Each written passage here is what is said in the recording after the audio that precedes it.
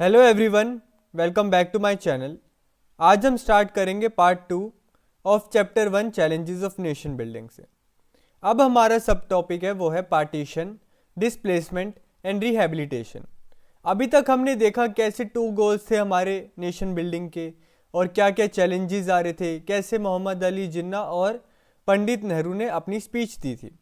अब हम स्टार्ट करेंगे पार्टीशन, डिस्प्लेसमेंट और रिहैबिलिटेशन से। On 14-15 August 1947, not one but two nation states came into existence. अभी तक हमने देखा कि कैसे ब्रिटिश इंडिया जब डिवाइड हुआ, जब पार्टीशन हुआ, जब इंडिपेंडेंस हुआ, तो इंडिपेंडेंस के साथ हमारी क्या आया, बंटवारा आया। ब्रिटिश इंडिया जो था वो पाकिस्तान और इंडिया के बीच में डिवाइड हो गया। तो ये कहना चाह रहे हैं कि 14-15 अगस्त को जो इंडिपेंडेंट इंडिया था वो इंडिपेंडेंट इंडिया पाकिस्तान से कट के बना था। ब्रिटिश इंडिया के 2 पार्ट हो गए थे, एक था इंडिया और एक था पाकिस्तान। इंडिपेंडेंस हमारी किसके साथ आई, पार्टीशन के साथ आई। ठीक है, ये किसकी वजह से हुआ, ये हुआ पार्टीशन की वजह से। वही चीज है,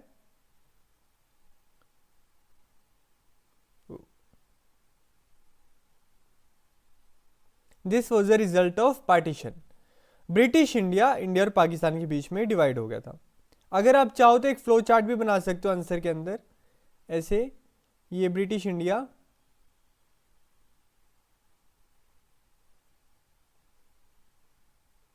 एक तरफ इंडिया और दूसरी तरफ पाकिस्तान। कब हुआ था, 14-15 अगस्त। The drawing of the border demarcating the territory of each country mark the culmination of political developments that you have read about in the history text books. अब ये कहना चाह रहे हैं कि जो ये बॉर्डर्स बटे, ये पाकिस्तान और इंडिया जो डिवाइड हुए, ये एक दिन का वजह से नहीं हुआ, ये एक दिन का डेवलपमेंट नहीं है। ये 1910 1920s के बाद जब ये 2 नेशन थ्योरी आई उसके बाद की डेवलपमेंट है। और ये कह रहे हैं आपने हिस्ट्री बुक में पढ़ा होगा, जिसने नहीं पढ़ा मैं उसको समझा देता हूँ कि 1905 में बंगाल का डिवीज़न हुआ। 1909 में मुस्लिम्स को थोड़ा ज़्यादा फेवर करने लगी थी ब्रिटिश गवर्नमेंट, ताकि मुस्लिम उनके फेवर में आए और मुस्लिम प्रोटेस्ट ना करें और डिवाइड एंड रूल हो सके, ताकि हिंदू को हम ज़्यादा अपॉर्चुनिटीज़ ना दे, मुस्लिम्स को ज़्यादा अपॉर्चुनिटीज़ दे, मुस्लिम ज़्यादा गवर्नमेंट की पोजीशन में आए और हिंदू और मुसलमान आपस में लड़ते रहें। अगर ये आपस में लड़ते रहेंगे तो कोई हमसे नहीं लड़ने आएगा, तो हमारा रूल इंटैक्ट रहेगा, सेफ रहेगा। इसमें सबसे पहला रीज़न किस चीज़ का आता है, इसमें सबसे पहला रीज़न आता है, ये रही 2 नेशन थ्योरी। 2 नेशन थ्योरी को अगर हम सिंपल वे में समझे तो 2 नेशन थ्योरी एडवांस की थी या फिर लाई गई थी बाय मुस्लिम लीग। ये इसका सिंपल मतलब है, इट सिंपली सेज दैट कि ब्रिटिश इंडिया एक कम्युनिटी का या फिर एक रिलीजन का नहीं है, ये 2 लोगों का है। ब्रिटिश इंडिया में 2 लोग रह रहे हैं, एक आप और एक हम। आप हो गए हिंदू और हम हो गए मुसलमान। तो जब आज़ादी मिलेगी, जब हम इंडिपेंडेंस होंगे, तो हम एक साथ नहीं रह सकते। क्यों? क्योंकि आपका रिलीजन अलग है, आपके पॉलिटिकल इंटरेस्ट अलग है, आपका सोशियो इकोनॉमिक इंटरेस्ट अलग है। और हम मुसलमान, मतलब ये 2 नेशन थ्योरी जिन्होंने लाई थी कि वो मुस्लिम थे, उनका पॉलिटिकल इंटरेस्ट, उनका सोशियो इकोनॉमिक इंटरेस्ट अलग है। तो अगर हमारे इंटरेस्ट अलग है, हमारे रिलीजन अलग है, तो हम एक साथ नहीं रह सकते। तो जब इंडिपेंडेंस मिलेगी तो आप अपना इंडिया में रहना और हम अपना पाकिस्तान में रहेंगे। ये बेसिक मतलब था 2 नेशन थ्योरी का। कौन लाया था? मुस्लिम लीग। क्या कहता है कि ब्रिटिश इंडिया में एक नहीं 2 लोग रह रहे हैं, एक हिंदू और एक मुसलमान। जब इंडिपेंडेंस मिलेगी तो हिंदू अलग रहेगा इंडिया के अंदर, पाकिस्तान में रहेंगे मुस्लिम। ठीक है। India consisted of not 1 but 2 people, वही जो मैंने बताया, Hindus and Muslims. That is why it demanded Pakistan a separate country for the Muslim. मैंने बता दिया आपको ये। The Congress oppose this theory and the demand for Pakistan. Congress ने इस चीज़ से एग्री नहीं किया, वो नहीं मान रहे थे। वो ये नहीं चाहते थे कि ब्रिटिश इंडिया की डिवीज़न हो या फिर हमारे जो यूनिटी है मुस्लिम और हिंदू के बीच में वो ख़राब हो। मगर कुछ ऐसी डेवलपमेंट्स हुई 1940s के अंदर, तो कांग्रेस को भी ये चीज़ एक्सेप्ट करनी पड़ी और मुस्लिम लीग एट दी एंड जीत गई। उन्होंने पाकिस्तान क्रिएट करवा लिया। वो तो हमें पता ही है, 14 अगस्त 1947 पाकिस्तान का इंडिपेंडेंस डे। फिर एक बारी मैं आपको सिंपली आराम से बता देता हूँ। 2 नेशन थ्योरी बहुत इंपॉर्टेंट है, इसे ध्यान से सुनना। 2 नेशन थ्योरी सिंपली ये कहता है कि ब्रिटिश इंडिया एक नहीं 2 लोगों का घर है और ये 2 लोग डिफरेंट है एक दूसरे से, एक दूसरे के समान नहीं है। तो जब आज़ादी मिलेगी इन दोनों लोगों को अलग कर दिया जाए। जो ये एक है, ये वाले लोग हैं, ये हिंदूज, ये रहेंगे इंडिया के अंदर, और ये वाले लोग हैं मुसलमान, ये रहेंगे पाकिस्तान के अंदर। अभी अलग किस बेसिस पे? इनका रिलीजन अलग है, इनके पॉलिटिकल इंटरेस्ट अलग है, इनके सोशो इकोनॉमिक इंटरेस्ट अलग है। और ये मुसलमान, इनका रिलीजन अलग है, इनके पॉलिटिकल सोशो इकोनॉमिक इंटरेस्ट अलग है। तो ये चाहते हैं कि जब इंडिपेंडेंस मिले तो हम एक दूसरे से अलग हो जाए। ये कौन लाया था? ये लाया था मुस्लिम लीग। ठीक है। अब प्रोसेस ऑफ पार्टीशन, अब बंटवारा हुआ कैसे? अब ये तो डिसाइड हो गया कि बंटवारा करना है। क्यों करना है? टू नेशन थ्योरी, अलग अलग लोग हैं, बंटवारा तो होगा, हम एक साथ नहीं रह सकते। तो जो अभी तक का हमारा इंडिया था उसको हम क्या बोलते थे? ब्रिटिश इंडिया, जो ब्रिटिशर्स रूल करते थे, जिसमें पाकिस्तान हिंदुस्तान बराबर थे, एक साथ थे। मगर पार्टीशन हुआ, एक बन गया इंडिया और दूसरा बन गया पाकिस्तान। ये डिवीजन पेनफुल भी था और difficult to decide and implement था। अब बंटवारा हुआ है, जो हिंदुस्तान में मुसलमान हैं उनको पाकिस्तान जाना है, और जो पाकिस्तान में माइनॉरिटीज़ हैं उनको हिंदुस्तान आना है। ये डिफ़िकल्ट भी है, मगर ये एग्जीक्यूट करना और मुश्किल है। ये क्या दिक्कतें आई एग्जीक्यूशन में, वो अभी हम देखेंगे कि क्या क्या प्रोसेस, पार्टीशन के प्रोसेस में क्या क्या डिफ़िकल्टीज फेस करी हमारे एडमिनिस्ट्रेशन में। पहला कि पार्टीशन हुआ किस बेसिस पे था, बहुत इंपॉर्टेंट है, मार्क कर लो। कौन से प्रिंसिपल पे पार्टीशन हुआ था? कि बंटवारा तो करना है, पाकिस्तान को बनाना तो है, हिंदुस्तान को बनाना तो है, मगर प्रिंसिपल क्या होगा, क्या ड्राइविंग फैक्टर होगा? वो था रिलीजियस मेजॉरिटीज़। क्या था पार्टीशन का ड्राइविंग फैक्टर या प्रिंसिपल? Religious majority. सिंपली समझाता हूँ कि जो एरिया मुस्लिम डोमिनेटेड है, जिस एरिया में मुस्लिम ज़्यादा रहते हैं वो पाकिस्तान का होगा, और जिस एरिया में हिंदू ज़्यादा रहते हैं वो हिंदुस्तान का होगा। ठीक है, ये था प्रिंसिपल ऑफ रिलीजियस मेजॉरिटीज़। जहाँ पे मुस्लिम ज़्यादा है वो पाकिस्तान का एरिया होगा, और जहाँ पे हिंदू ज़्यादा है वो इंडिया का एरिया होगा।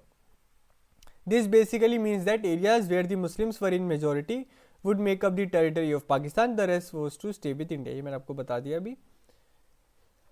The idea might appear simple but it presented all kind of difficulties. अब ये चीज़ बहुत सिंपल लगती है कि मुस्लिम वाला एरिया पाकिस्तान को दे देते हैं और हिंदू वाला एरिया इंडिया को दे देते हैं, मगर इस चीज़ में बहुत डिफ़िकल्टीज थी इम्प्लीमेंट करने में। पहली डिफ़िकल्टी क्या थी?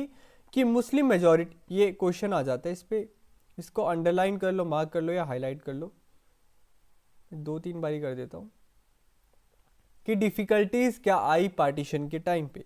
फर्स्ट डिफ़िकल्टी कि there was no single belt of Muslim majority. अब मान लो कि ये नॉर्थ वेस्ट फ्रंटियर प्रोविंस जो आज की डेट का पाकिस्तान है, यहाँ पे मुसलमान ज़्यादा थे, और एक इस साइड बंगाल वाली साइड, जो ईस्ट बंगाल हमारा बांग्लादेश है आज का, इस साइड मुसलमान ज़्यादा थे। अब एक एरिया इधर है, एक एरिया इधर है, इनको जोड़ेंगे कैसे? जोड़ना तो नामुमकिन है। और इंडिया के बीच में भी कुछ कुछ छोटी छोटी एरियाज थे जहाँ पे मुसलमान ज़्यादा थे। अब ये छोटे छोटे अगर बनने लगे तो छोटे छोटे पाकिस्तान हो जाएंगे इंडिया के बीच में, और छोटे छोटे इंडिया हो जाएंगे पाकिस्तान के बीच में। तो ये तो डिफ़िकल्टी है। अगर एक पूरा लैंड मास जुड़ा ना हो तो वो तो डिवाइड होना तय है। जैसे अभी हमने देखा कि पाकिस्तान ने कहा था हमें ईस्ट बंगाल दे दो, कोई ना हमसे दूर है तो हम फिर भी मैनेज कर लेंगे। 1971 में अलग होके पाकिस्तान वो बांग्लादेश बन गया ना। तो फर्स्ट डिफ़िकल्टी ये थी कि एक प्रॉपर बेल्ट नहीं थी, एक प्रॉपर एरिया नहीं था जहाँ पे मुसलमान ज़्यादा हो, या फिर एक प्रॉपर एरिया नहीं था जहाँ पे हिंदू ज़्यादा हो। ठीक है, there was no single belt, टुकड़ों टुकड़ों में था, टुकड़ों टुकड़ों में हिंदू ज़्यादा है, टुकड़ों टुकड़ों में मुसलमान ज़्यादा है। तो एक प्रॉपर वे नहीं था कि इन सबको जोड़ा जा सके। ये 2 एरियाज थे मेजरली जहाँ पे मुसलमान ज़्यादा थे, 2 एरियाज ऑफ कंसंट्रेशन। पहला था वेस्ट में, वेस्ट वाला क्या आज की डेट का पाकिस्तान, और दूसरा था ईस्ट में, आज की डेट का हमारा बांग्लादेश। और कोई जरिया नहीं था कि इन दोनों पार्ट्स को हम एक दूसरे से जोड़ सके। ये एक दूसरे से अलग है, और इनके बीच में एक Hindu dominated India, quote and quote Hindu dominated area था। ठीक है, तो उन्होंने, मुस्लिम लीग ने एक्सेप्ट कर लिया कि कोई बात नहीं, एक ईस्ट में वेस्ट में हमें दे दो, आप जितनी टेरिटरीज हमें मिलेगी हम तो लेंगे, वो बेशक जितनी मर्जी दूर हो हमसे। ठीक है, पाकिस्तान विल कंप्राइज 2 टेरिटरीज, वो एक्सेप्ट कर गए थे कि कोई ना एक वेस्ट में है, एक ईस्ट में है। वो अभी हम आने वाले चैप्टर्स में देखेंगे कि क्या होता है कि जिसकी वजह से बांग्लादेश बन जाता है। West and east Pakistan separated by long expanse of Indian territory. जो आज की डेट का हमारा भारत है, ये डिवाइड करता है ईस्ट पाकिस्तान को वेस्ट पाकिस्तान से। West and east Pakistan separated by long expanse of Indian territory. Secondly, अब पहली दिक्कत क्या थी कि टुकड़ों टुकड़ों में थे, not a single belt of Muslim majority was there. अब सेकेंडली क्या था, not all Muslim majority areas wanted to be in Pakistan. पहला, कुछ एरियाज थे जो हिंदुस्तान के बीच में मुस्लिम मेजोरिटी थे, एक सिंगल बेल्ट नहीं थी।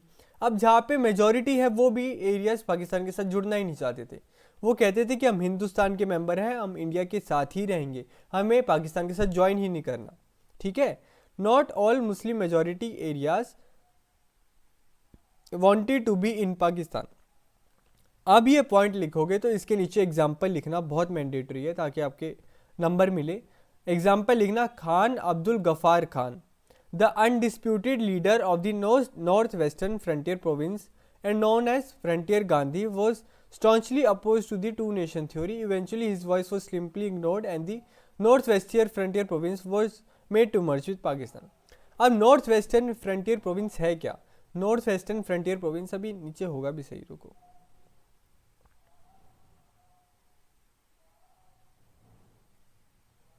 नॉर्थ वेस्टर्न फ्रंटियर प्रोविंस,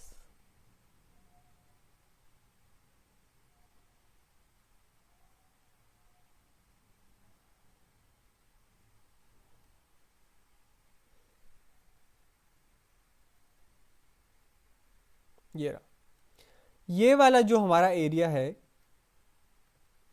अभी जो हमने डिस्कस किया वो इस मैप के बेसिस पे समझ लेते हैं। अब ये वाले एरिया के अंदर मुस्लिम बहुत ज़्यादा रहते थे, तो यहाँ पे ये है नॉर्थ वेस्टर्न फ्रंटियर प्रोविंस, यहाँ पे रहते थे खान अब्दुल गफार खान, इस एरिया में, ये इस वाले एरिया में,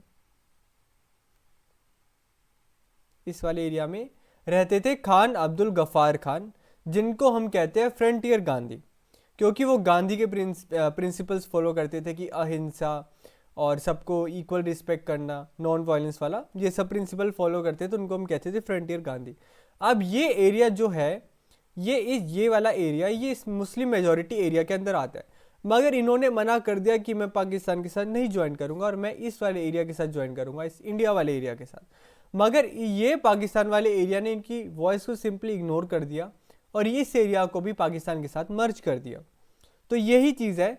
और दूसरा जो हमारा एरिया था, जो हमने फर्स्ट पॉइंट में देखा, there was not a single belt of Muslim majority, एक तो ये हो गया जो हमने मार्क करा है, और दूसरा ये, इस एरिया में मुस्लिम मेजॉरिटी आता था और इनके बीच में क्या था, ये long expanse of Indian territory. पहली प्रॉब्लम कि एक वेस्ट वाले पाकिस्तान से ईस्ट वाला पाकिस्तान इतनी दूर है और इसके बीच में इंडिया है, मगर उन्होंने कहा कोई बात नहीं, हमें ज्वाइन करना है, हमें ज़्यादा से ज़्यादा टेरिटरी चाहिए। दूसरा पॉइंट, दूसरा स्ट्रगल ये था कि जो मुस्लिम मेजॉरिटी एरिया था, ये वाला एरिया, इसमें खान अब्दुल गफ्फार खान या फिर और मुस्लिम्स ज्वाइन ही नहीं करना चाहते थे पाकिस्तान के साथ, वो चाहते थे कि वो इंडियन टेरिटरी के पार्ट बने। ये 2 पॉइंट्स हो गए। अब थर्ड पॉइंट देखते हैं। The third problem was that two of the Muslim majority provinces of British India, Punjab and Bengal, had very large areas where the non-Muslim were in majority. क्या बात है,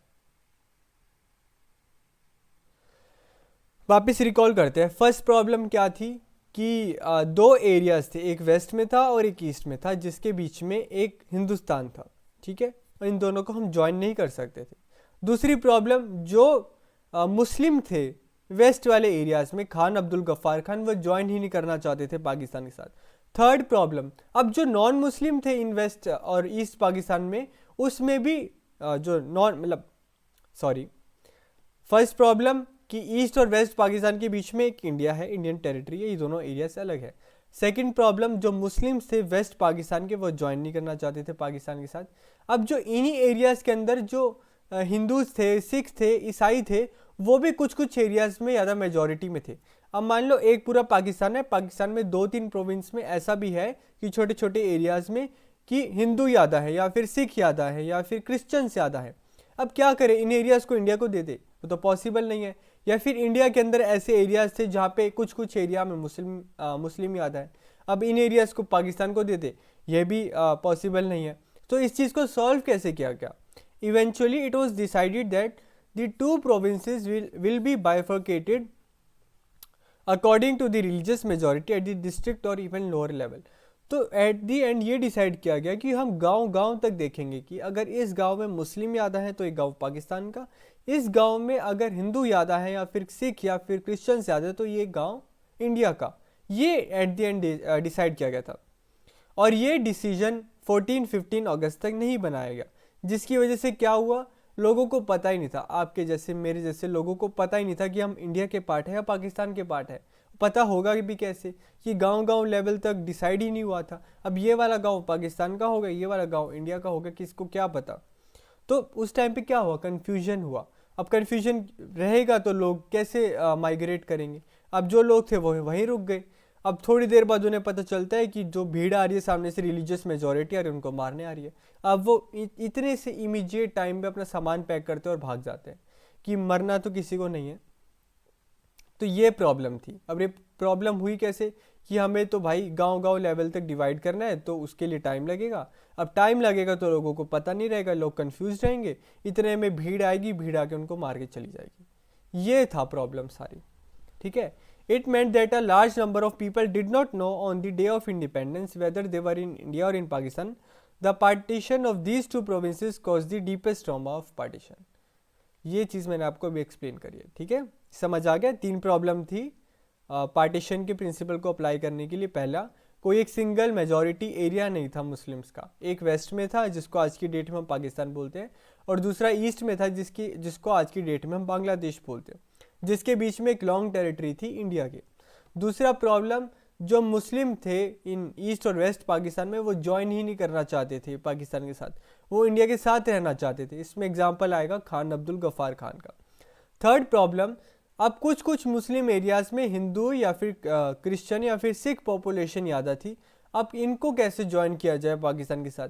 रिलीजियस मेजॉरिटी के हिसाब से चलेंगे तो इनको इंडिया के साथ रहना होगा, मगर आसपास का एरिया तो पूरा मुस्लिम मेजॉरिटी है, तो इंडिया के साथ ज्वाइन भी कैसे करें।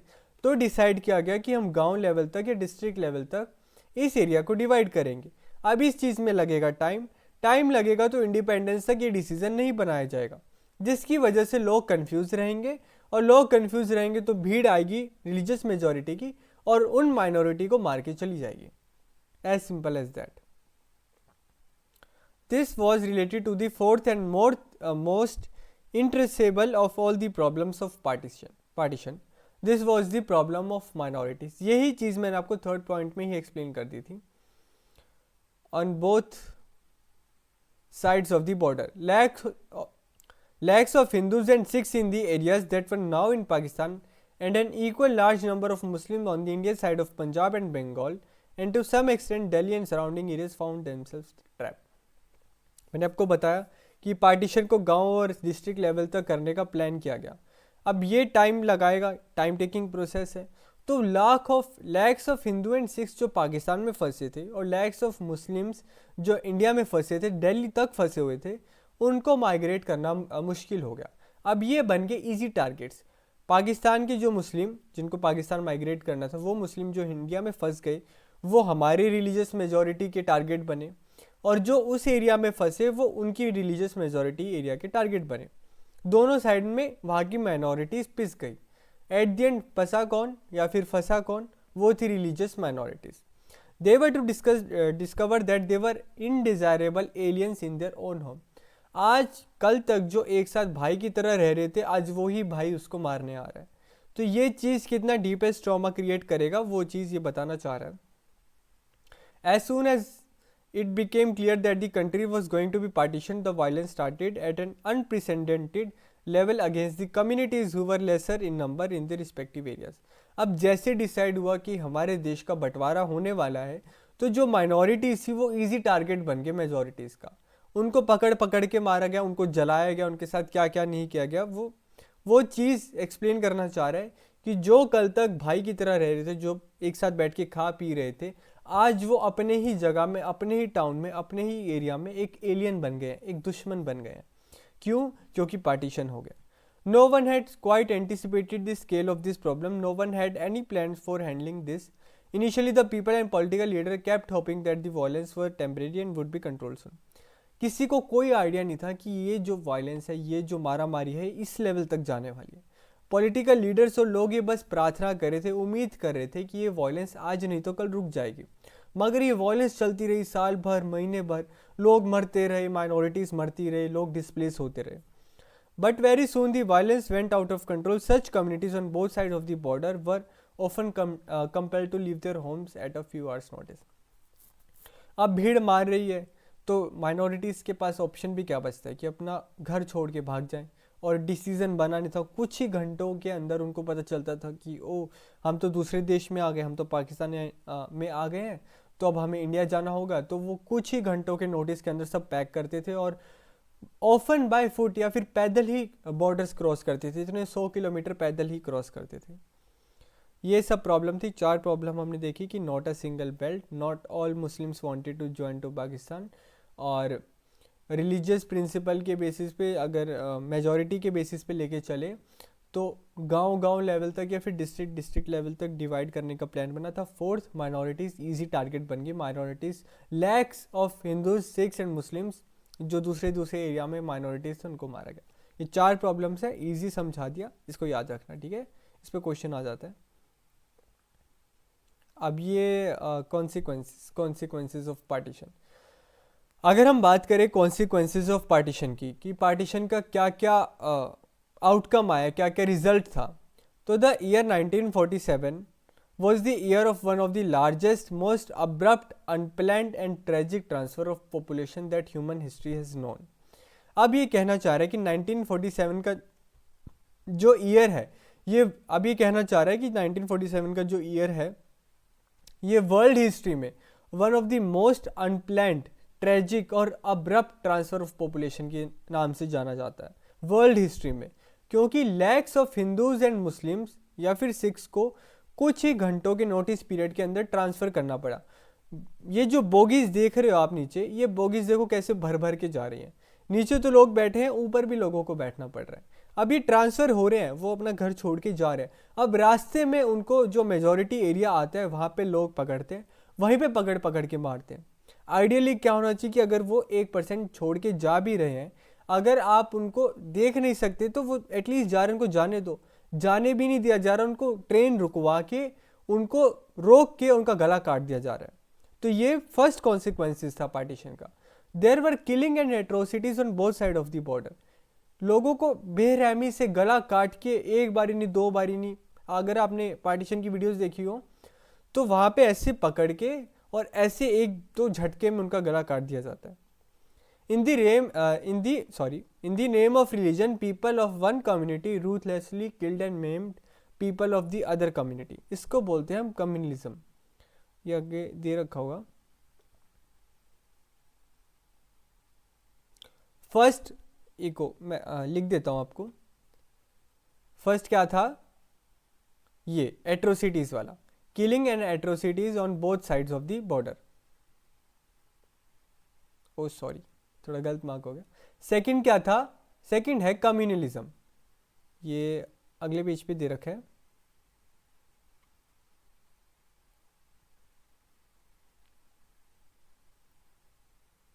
दे नहीं रखा, मगर इसका वर्ड जो अभी हम बीए में पढ़ते हैं वो है कम्युनलिज्म, या फिर आपने जाना भी होगा कि कम्युनलिज्म। रुको, COMMUNALISM,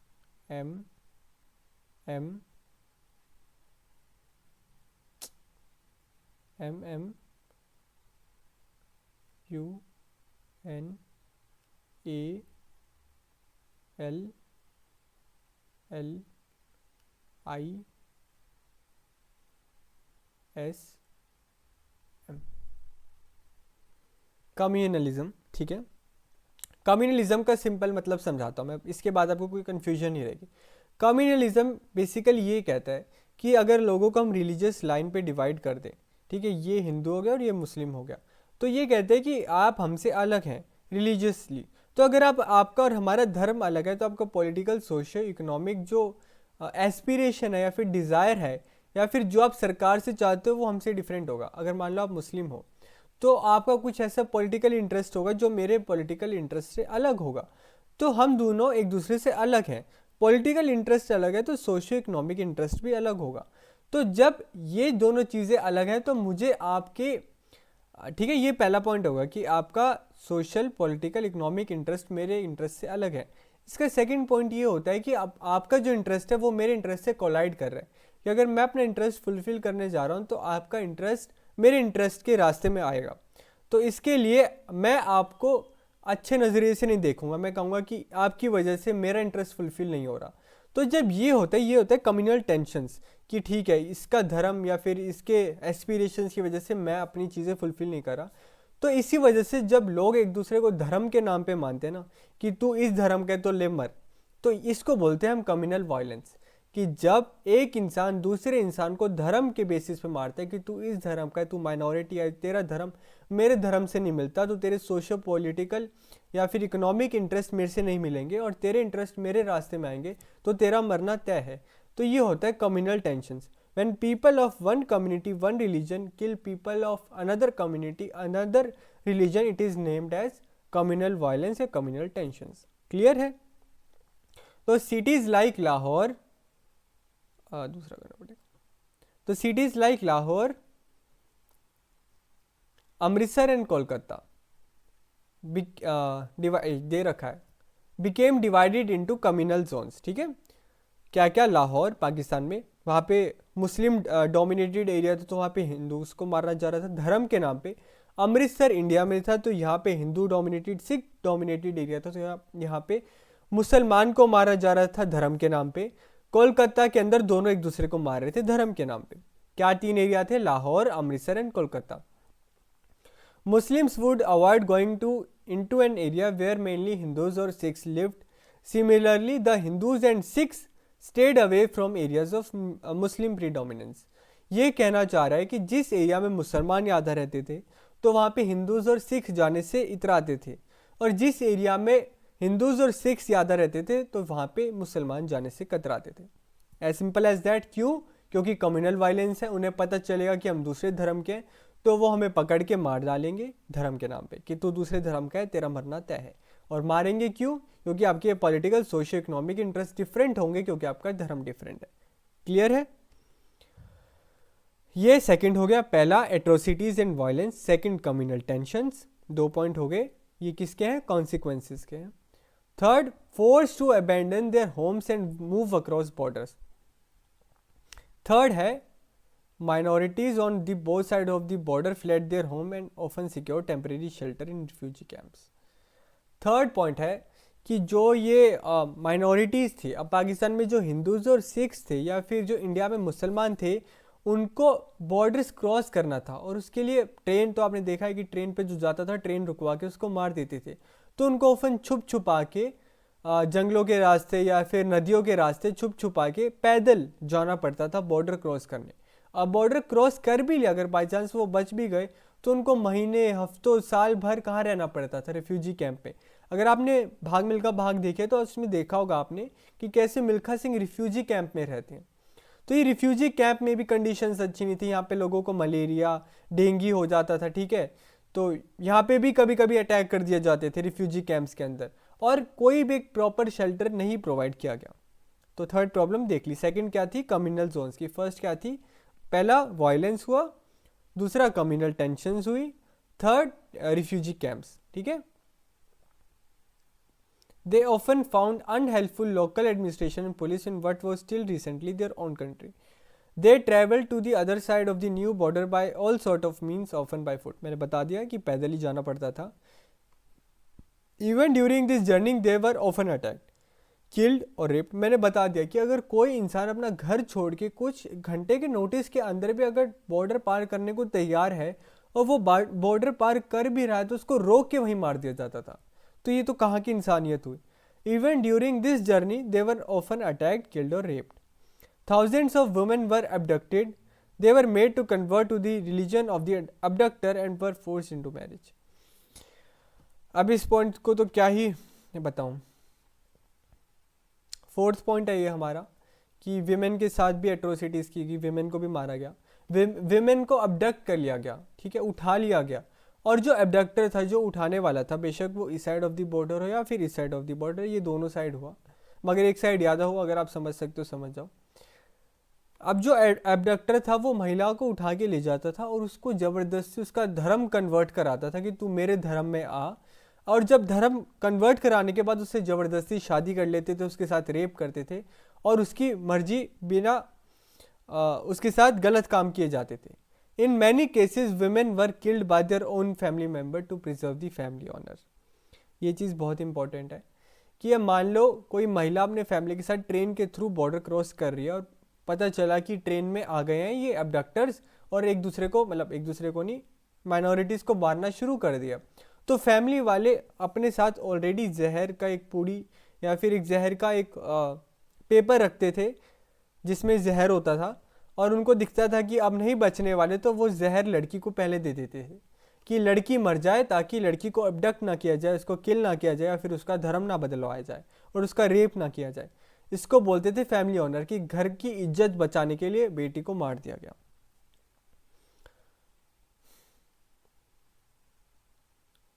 many children were separated from their parents, बच्चे अपने पेरेंट्स से अलग हो गए क्योंकि इतना भीड़ थी।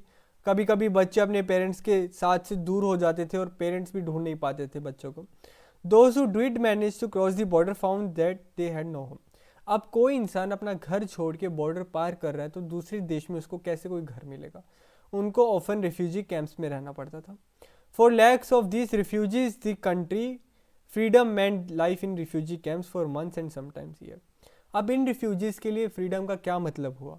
इनके लिए तो ब्रिटिश रूल नहीं बेटर ही फेवर करेंगे कि ब्रिटिश का रूल सही था। इनके लिए फ्रीडम क्या मतलब था कि रेप होना, किलिंग होना, एट्रोसिटीज़ होना, घर छोड़ के जाना, रिफ्यूजी कैंप्स में रहना, इनके लिए फ्रीडम का ये मतलब था। ठीक है, 4 पॉइंट देख लिए, विमेन का देख लिया, माइनॉरिटीज़ देख लिया, कम्युनल टेंशन देख ली, और 4th पॉइंट हमारा ये था एट्रोसिटीज़ का। ठीक है, अब ये देखो, hospitality delayed, Saadat Hasan Manto, rioters brought the running train to a halt, people belonging to other community were pulled out and slaughtered with swords and bullets.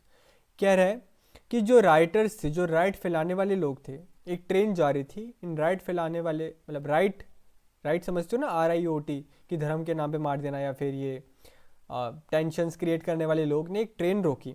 ठीक है, अब ट्रेन रोक के जो कम्युनिटीज़, दूसरे कम्युनिटी के लोग थे, उनको ट्रेन से बाहर निकाला गया। बाहर निकाल के उनको घुटनों पे बिठाया गया और उनको स्लॉटर कर दिया गया, उनकी गला अलग कर दिया गया और कभी कभी उनको गोलियों से मार दिया गया with swords and bullets. The remaining passengers were treated to halwa, fruits and milk. अब जो बच गए, अब जो उनकी कम्युनिटी के लोग थे जो डिस्प्लेस हो गए थे, उनको किससे ट्रीट किया गया? हलवे से, फ्रूट से, मिल्क से। और जो इस राइड का चीफ ऑर्गेनाइजर था, उसने कहा, बहनों और भाइयों, इस ट्रेन के अराइवल की जो हमें सूचना है वो बहुत देर से दी गई, वरना हम आपको और अच्छे से ट्रीट करते, सिर्फ हलवा, फ्रूट और मिल्क से नहीं, और जिस तरीके से हम आपको ट्रीट करना चाहते थे उस तरीके से नहीं कर पाए। English translation of the Urdu short story Kasre Nafsi. अभी आप देख सकते हो कि जो दूसरे कम्युनिटी के लोग थे वो उनको इतना कलसते थे, इतना उनको नहीं भाते थे, उनको बाहर निकाल के उनका गला अलग कर दिया गया, और जो अपने कम्युनिटी के लोग हैं उनको उसको ट्रीट किया जा रहा है। और ये भी कहा जा रहा है कि आपकी अराइवल की हमें सूचना देर से दी गई, वरना हम आपको और अच्छे से ट्रीट करते। Writers, poets and film makers in India and Pakistan have expressed the ruthlessness of the killings and the suffering of displacement and violence in their novels. अब राइटर्स, लिखने वाले, पोएट्स, नोवेलिस्ट, इन सब ने इस चीज़ को अपनी नोवेल के अंदर, पोएम के अंदर या फिर एब्स्ट्रैक्ट्स के अंदर लिखा ताकि लोगों को पता चल सके कितना बेरहमी से मारा गया है। ठीक है, while recounting the trauma of partition they have often used the phrase that the survivors themselves used to describe partition as division of hearts. ये चीज़ याद रखना, इसको 3-4 बारी मार्क कर लो, ये क्वेश्चन आया था, if I am not wrong हमारे बोर्ड्स में आया था या फिर हमारे CUET में आया था। What is division of heart? Division of hearts का बेसिकली ये मतलब है कि दिल के टुकड़े होना, कि दिल हमारा चूर चूर हो गया, दिल हमारा चूर चूर हो गया, कि मेटाफर है। इसका मतलब क्या है कि जो हमारे साथ में कम्युनिटी में अभी लोग रह रहे थे, जो मुस्लिम हिंदू साथ साथ रह रहे थे, एक दिल के टुकड़े थे, अब एक दिल का टुकड़ा अलग होकर मुसलमान या फिर पाकिस्तान बन गया और दूसरा दिल का टुकड़ा अलग होकर हिंदुस्तान या फिर हिंदू बन गया। तो डिवीजन ऑफ हार्ट्स है कि अब हम बहुत दुखी हैं कि हमारे साथ वाले भाई जो अभी तक हमारे साथ थे, ये अभी हमसे अलग हो गए और यही भाई हमें मार रहे हैं, यही भाई हमारी सफरिंग का कारण बन गए, जो अभी तक हमारे साथ बैठ के खा रहे थे और पी रहे थे। यही डिवीजन ऑफ हार्ट्स, कि अब हम अंदर से टूट चुके हैं कि क्या देख लिया हमने। अब मान लो आपको कोई बहुत अच्छा दोस्त है जो आपके साथ अभी बैठ के खा पी रहा है और कल को वही आपकी जान का दुश्मन बन जाए तो आप क्या कैसा लगेगा आपको, साइकोलॉजिकल ट्रॉमा होगा ना। तो यही चीज़ को डिस्क्राइब करने के लिए एक फ्रेज़ यूज़ किया जाता है कि डिवीजन ऑफ हार्ट्स, अभी हमारे दिल के टुकड़े हो गए। ठीक है, the partition was not merely a division of properties. ये फोर्थ पॉइंट अगर आपको लिखना है डिवीजन ऑफ हार्ट्स तो लिख सकते हो, मगर ये एक वैलिड पॉइंट नहीं बनता। फिफ्थ पॉइंट अगर आपको लिखना है कि पार्टीशन तो हुआ, अब ज़मीन तो अलग हुई, पाकिस्तान को ज़मीन तो दी गई, मगर इसके साथ साथ और भी चीज़ें दी गई। आप सुन के शौक हो जाओगे कि क्या क्या दिया गया। फाइनेंशियल एसिड दिए गए, टाइप राइटर दिए गए, चेयर दी गई, पेपर क्लिप दी गई, बुक दी गई, म्यूजिकल इंस्ट्रूमेंट दिए गए, पुलिस बैंड के, एक छोटी से छोटी पिन तक दी गई कि अगर ये 4 हैं तो एक आपकी, ये तीन चीज़ें हैं तो एक आपकी, ये 5 है तो 2 आपकी। ये छोटी से छोटी की लैंड तो दी गई, उसके साथ साथ जो हमारे फाइनेंशियल एसेट्स थे, जो हमारी लाइबिलिटीज थी, वो भी शेयर की गई। The employees of the government and the railways were also divided. अगर हमारे देश में 10 एम्प्लॉय हैं सरकारी तो 3 एम्प्लॉय उनको दे दिए गए। ठीक है, above all it was a violent separation of communities who had hitherto lived together as neighbors। सबसे ऊपर ये साइकोलॉजिकल ट्रॉमा कि जो हमारे साथ का पड़ोसी, जो दूसरे कम्युनिटी का पड़ोसी हमारे साथ अभी भाई की तरह रह रहा था, अभी वही हमारी जान का दुश्मन बन गया। तो ये चीज़ लोगों को बहुत बुरी लगती है, और ये चीज़ लिख के आना अपने पेपर के अंदर। It is estimated that the partition forced about 80 lakh people to migrate across the border. 80 lakh लोग माइग्रेट किए, कुछ यहाँ से वहाँ, कुछ वहाँ से यहाँ। ठीक है, और 5 से 10 लाख लोग इसके बीच में मारे गए। 5 से 10 लाख लोग, कितना बड़ा नंबर है ये। इतनी तो कुछ देशों की पॉपुलेशन भी नहीं है जितने मार ही डाले।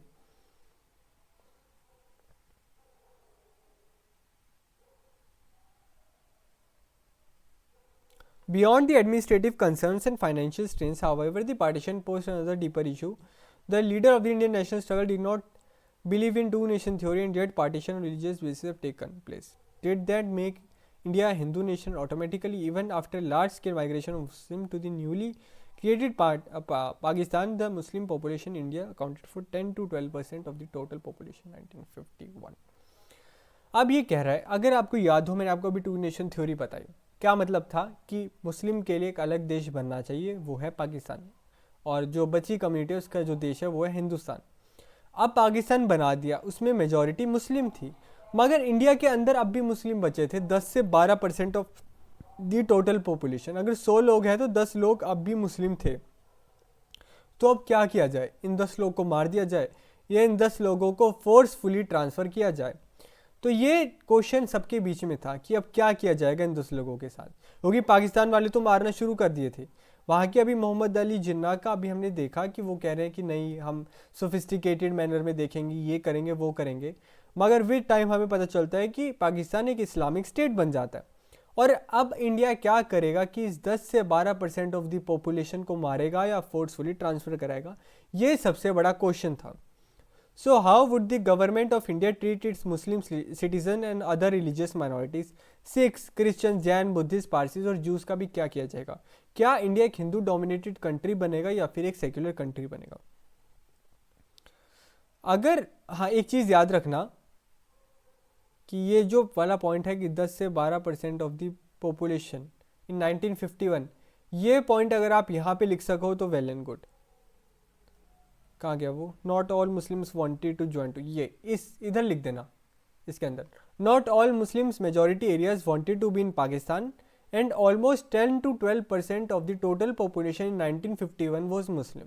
ठीक है, ताकि ये पॉइंट सपोर्ट हो जाए कि लोग जाना भी नहीं चाहते थे और जा भी नहीं पा रहे थे पाकिस्तान के मुस्लिम डोमिनेटेड एरियाज में। ठीक है,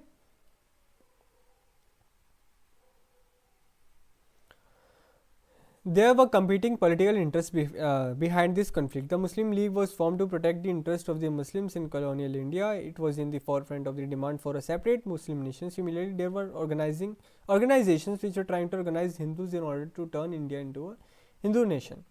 अब ये कहना चाह रहा है कि मुस्लिम लीग बनी थी, जिस मुस्लिम लीग ने टू नेशन थ्योरी दी, जिस मुस्लिम लीग ने पाकिस्तान क्रिएट करने के पीछे ड्राइविंग फोर्स था, वो मुस्लिम के इंटरेस्ट को प्रोटेक्ट करने के लिए आई थी ब्रिटिश इंडिया में। कि ब्रिटिश इंडिया में हमारे मुस्लिम बहुत माइनॉरिटी में, तो हम चाहते हैं कि हमारे इंटरेस्ट भी रिप्रेजेंट हो सके, इसलिए हम मुस्लिम लीग बना रहे हैं। और विद टाइम उन्होंने अलग देश ही मांग लिया। तो ऐसा ही हो रहा था कि जो अब इंडिया में कुछ हिंदू ऑर्गेनाइजेशंस थी जो चाहते थे कि इंडिया के अंदर हिंदू नेशन बनाया जाए, इंडिया को हिंदू नेशन बनाया जाए, मगर जो हमारे नेशनल मूवमेंट के लीडर्स थे उसने इस चीज़ को आउट एंड आउट रिजेक्ट कर दिया। उन्होंने कहा कि India will be a secular nation. ठीक है, कि वही क्वेश्चन का आंसर कि जो 10 से 12% ऑफ द टोटल पॉपुलेशन है हमारी मुस्लिम की, हम उसको तहजीब से, उसको एज अ सिविलाइज्ड वे में एक इक्वल सिटीजन की तरह ट्रीट करेंगे, जो एक सेक्युलर नेशन में किया जाता है, एक डेमोक्रेटिक नेशन में किया जाता है।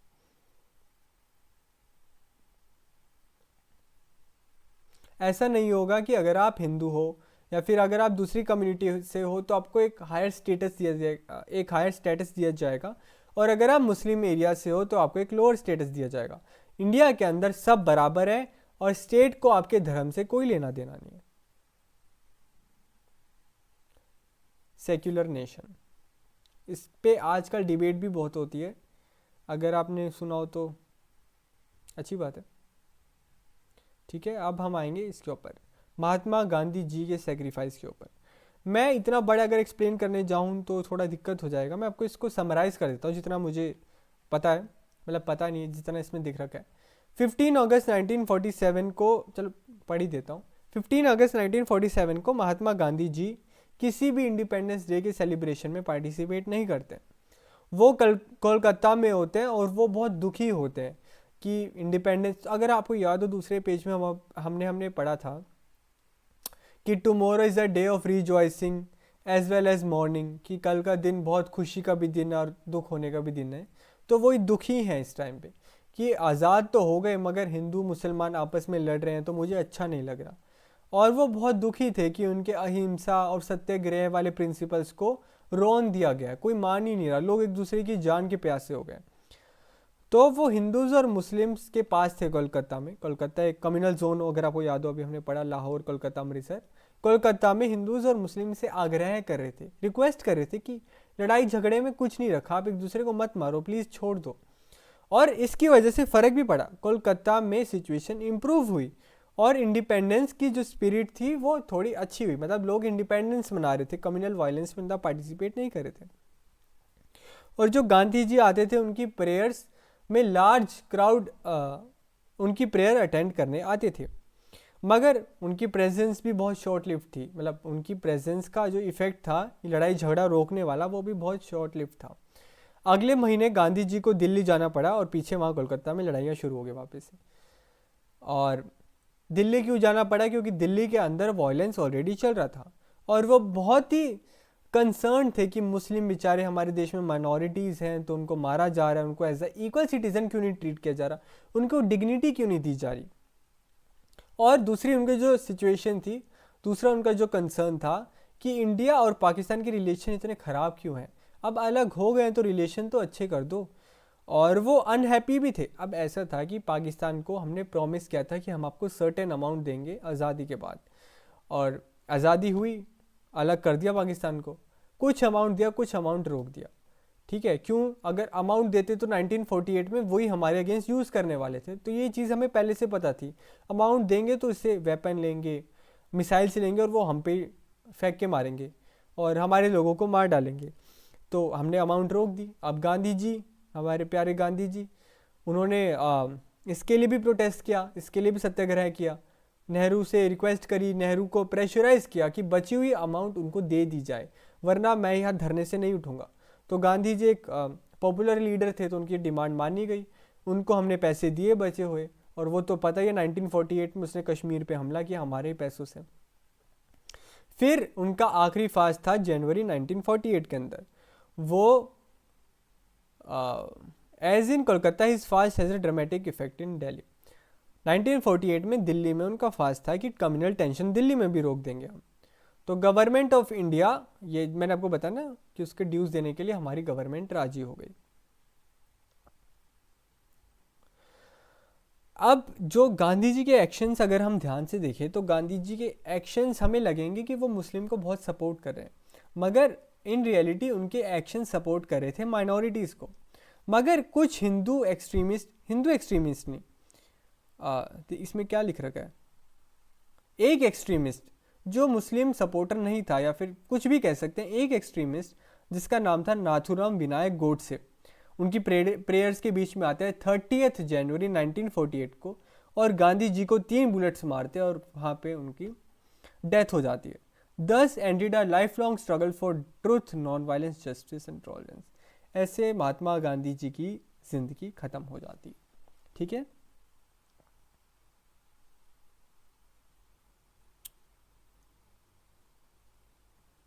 अगर ये देखो, अगर आपको दिखता है तो महात्मा गांधी शॉट डेड, और लोग कैसे यहाँ पे इकट्ठा हुए हैं। ये ऊपर भी अगर आपने ध्यान से देखा हो तो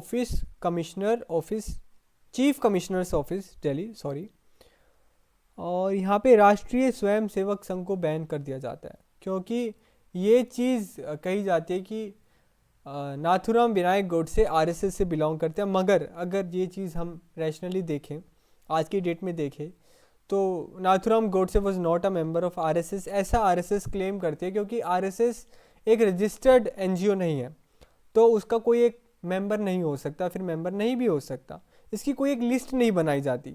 तो आरएसएस साफ साफ मना करती है कि नाथुराम विनायक गोडसे हमारा मेंबर नहीं है। मगर उस टाइम आरएसएस को ब्लेम किया जाता है और आरएसएस को बैन कर दिया जाता है पब्लिक पीस को खतरा पहुंचाने के लिए। ठीक है, ये आपकी नॉलेज बढ़ाने के लिए था, ये शायद ही क्वेश्चन में है। ये तो स्टोरी है, छोड़ दो। इंटीग्रेशन ऑफ प्रिंसली स्टेट्स बहुत इंपॉर्टेंट है, बहुत ही ज़्यादा इंपॉर्टेंट है। British India was divided into what were called British India provinces and princely states. अभी चीज़ याद रखना, ब्रिटिश इंडिया,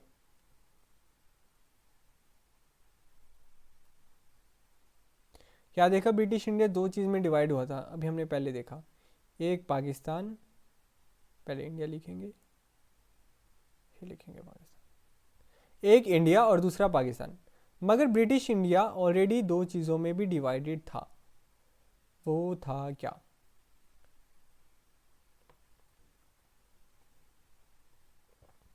एक सेकेंड, ब्रिटिश इंडिया ऑलरेडी 2 चीज़ों में डिवाइडेड था, वो था प्रोविंसेस एंड प्रिंसली स्टेट। कोई घबराने वाली बात नहीं है, बहुत इजी टर्म्स है। प्रोविंसेस को पीआर लिख रहा हूँ और प्रिंसली स्टेट्स को पीएस लिख रहा हूँ। ठीक है, अभी हम देखते हैं होता क्या प्रोविंसेस और प्रिंसली स्टेट्स। बहुत इजी है, 2 चीज़ों में ब्रिटिश इंडिया डिवाइडेड था, एक तो इंडिया और पाकिस्तान में आफ्टर पार्टीशन डिवाइड हुआ, और बिफोर पार्टीशन प्रिंसली स्टेट्स और प्रोविंसेस में डिवाइडेड था। Provinces were directly under the control of British government, और प्रिंस कंट्रोल करते थे प्रिंसली स्टेट्स को। ठीक है, provinces control of British government, Prince. अब देखो ब्रिटिश इंडिया, रुको नीचे मैप है ना, यस, ये जो येलो वाले एरियाज देख रहे हो, ये एरियाज डायरेक्टली ब्रिटिशर्स कंट्रोल करते थे, मतलब उनका ही रूल चलता था ये येलो वाले सारे एरियाज के अंदर। और ये जो ब्लू वाले एरियाज देख रहे हो, ये प्रिंसली स्टेट्स कंट्रोल करते थे, मतलब प्रिंस इसके ऊपर राज करते थे। क्लियर है? ब्रिटिश इंडिया में आधे एरियाज डायरेक्टली ब्रिटिशर्स कंट्रोल करते थे, जिसको हम बोलते हैं प्रोविंसेस, और आधे एरियाज वो प्रिंस कंट्रोल करते थे, मगर प्रिंस के ऊपर सुजेरेनिटी, प्रिंस के ऊपर जो अधिकार था वो ब्रिटिशर्स का था।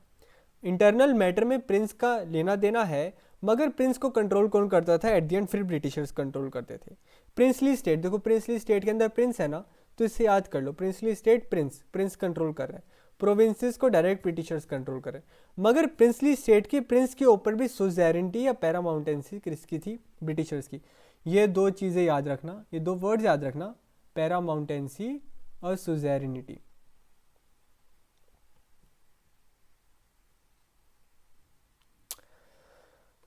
British India pre partition 2 area में डिवाइडेड था, provinces which was directly controlled by the Britishers, और princely states which was controlled by the princes, different princess.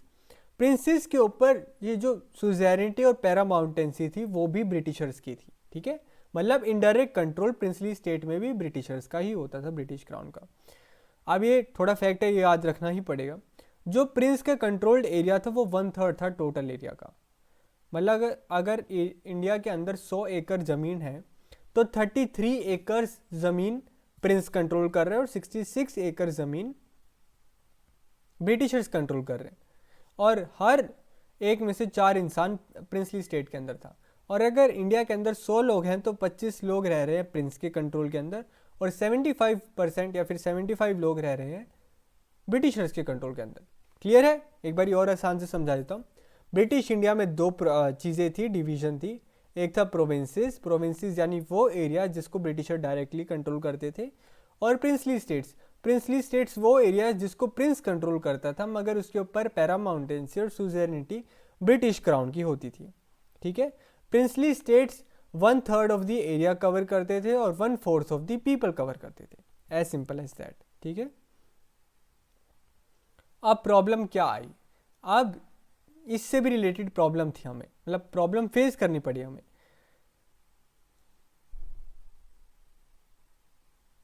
ठीक है, इन 4 लाइनों में बेसिकली ये दे रखा है कि ये चीज़ याद रखना, ये CUT में क्वेश्चन था कि during the time of independence how many princely states were there. कितनी थी? 565। कितनी थी? 565। रिपीट करो, कितनी प्रिंसली स्टेट्स थी? 565 princely states were there during the time of independence. ठीक है, याद रहेगा 565। अब इंडिपेंडेंस हुआ, अब जो डायरेक्टली प्रोविंसेस थे वो या तो इंडिया के अंदर आ गए या पाकिस्तान के अंदर आए। दिक्कत आई प्रिंसली स्टेट्स की, क्योंकि ये 565 प्रिंसली स्टेट्स को ब्रिटिशर्स ने जानबूझ के अधिकार दिया कि या तो आप इंडिया को ज्वाइन कर लो, या तो आप पाकिस्तान को ज्वाइन कर लो, या आप इंडिपेंडेंट रह लो।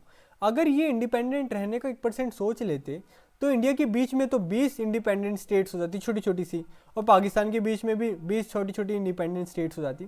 तो जानबूझ के लड़ाई क्रिएट करने के लिए, क्वेरल क्रिएट करने के लिए इन प्रिंसली स्टेट्स को खुद ही आज़ादी दी गई कि आपको हम आज़ादी देते हैं कि आपको इंडिया को ज्वाइन करना है, पाकिस्तान को ज्वाइन करना है, इंडिपेंडेंट रहना है। ठीक है, यही है। और इसका डिसीजन लोग नहीं लेंगे, इसका डिसीजन लेगा प्रिंस खुद। अगर प्रिंस का मन है कि मैं हिंदुस्तान को ज्वाइन करूँ, उसकी प्रजा बेशक मना कर रही हो, तो वो हिंदुस्तान को ज्वाइन करेगा। प्रिंस का मन है मैं पाकिस्तान को ज्वाइन करूँ, उसकी प्रजा बेशक मना कर रही हो, पाकिस्तान को ज्वाइन करेगा। प्रिंस का मन है कि मैं आज़ाद रहूँगा, तो वो आज़ाद रहेगा, उसकी प्रजा जो मर्जी कहती रहे। ठीक है? This was a very serious problem and could threaten the very existence of United India. अगर ये बात समझो, ये 500 में से प्रोबेबिलिटी लेके चलते हैं, अगर 100 भी हो, 100 में से 50 इंडिया के अंदर हैं, ठीक है, बाकी 50 ने पाकिस्तान ज्वाइन करने का सोच लिया, ये 50 अगर इंडिपेंडेंट रहने की बात कर देते, अगर मान लो मिडल इंडिया में, या फिर east part of the India में, या फिर south part of the India में, तो इंडिया के अंदर कितने छोटे छोटे देश हो जाते, वो कितनी दिक्कत वाली बात थी। अब ये चीज़ हुई त्रावणकोर में। ठीक है, त्रावणकोर वाले कहते हैं कि हमें इंडिपेंडेंट रहना है, लो जो चीज़ मैंने कही थी वो हो गई। ठीक है, ठीक है, एक जगह हुई। सेकंड जो मेजॉरिटी है वो निज़ाम से शुरू हुई। निज़ाम जी कहाँ गए? निज़ाम ऑफ हैदराबाद कहता है कि मुझे भी इंडिपेंडेंट रहना है अगले ही दिन। फिर भोपाल का नवाब कहता है कि मुझे कॉन्स्टिट्यूएंट असेंबली नहीं ज्वाइन करनी, लो ये भी गए।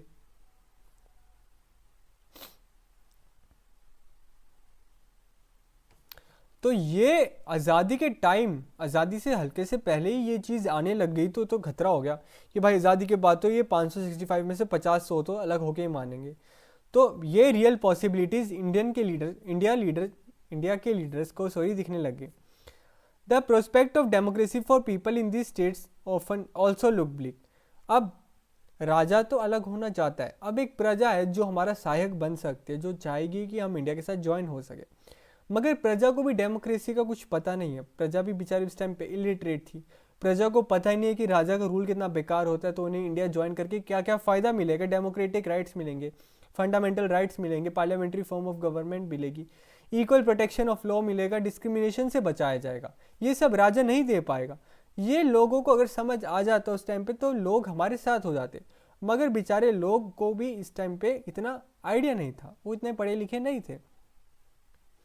तो ये चीज़ इंडिया के इंडिपेंडेंस की यूनिटी पे सवाल उठाएगा, आप सीधा सेल्फ डिटर्मिनेशन पे सवाल उठाएगा, डेमोक्रेसी पे सवाल उठाएगा, ये जो अलग होने की बात करते हैं।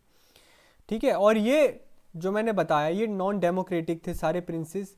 और ये नहीं चाहते थे कि हम इंडिया के साथ ज्वाइन हो, क्योंकि अगर इंडिया के साथ ज्वाइन होंगे तो डेमोक्रेसी आएगी, डेमोक्रेसी आएगी तो इनका रूल चला जाएगा, इनके प्रिविलेजेस चले जाएंगे और इनको अपनी प्रजा को भी अधिकार देना पड़ेगा। अभी तक ये अपनी प्रजा को दबा के रखते थे, तो इनको अपने प्रिविलेजेस, अपने स्टेटस पे क्वेश्चन दिखने लगा, तो इन्होंने कहा मैं तो आज़ाद होके मानूंगा। ठीक है, ये प्रॉब्लम समझ आ गई, सब इजीली समझा दिया। प्रॉब्लम क्या थी कि कुछ 565 में से princely state such as Travancore, Bhopal और नवाब ऑफ भोपाल नहीं चाहते थे कि हम इंडिया के साथ ज्वाइन हो। इधर they wanted to join Pakistan और रिमेन इंडिपेंडेंट। और ये करने की वजह क्या थी? India was a democratic nation, अगर वो इंडिया को ज्वाइन करते तो उन्हें भी डेमोक्रेसी लानी पड़ती, उनका प्रिविलेजेस, उनके स्टेटस, उनका पैसा चला नहीं जाता तो सीमित रहता, और उनकी प्रजा भी उनके साथ एक इक्वल स्टेटस पर जाती, एक इक्वल सिटीजन बन जाती। तो उन्हें दिखा कि उनके सारे प्रिविलेजेस जा रहे हैं, तो इंडिया को ज्वाइन करके उनकी सारी जो रियल पावर है वो चली जाएगी। तो they decided to remain either independent और टू ज्वाइन टू पाकिस्तान, ताकि उनकी पावर बनी रहे। अब सरकार ने इस चीज़ को टैकल करने के लिए क्या किया? द इंटीरियम गवर्नमेंट, आपको पता होगा कि हमारे देश में पहले इलेक्शन हुए थे 1952 में, 1951-52 में। 1947 से लेकर 1951-52 तक हमारे देश में थी interim government led by Pandit Jawaharlal Nehru, and deputy prime minister was Pandit Sardar Patel. ठीक है, 1947 से लेके जब तक हमारे देश में पहला इलेक्शन नहीं हुआ तब तक हमारे देश में क्या थी? इंटीरियम गवर्नमेंट, यानी टेम्परेरी गवर्नमेंट। उस टेम्परेरी गवर्नमेंट के प्राइम मिनिस्टर थे पंडित जवाहरलाल नेहरू, और उस टेम्परेरी गवर्नमेंट के, इंटीरियम गवर्नमेंट के डेप्यूटी प्राइम मिनिस्टर कौन थे? सरदार पटेल। ठीक है,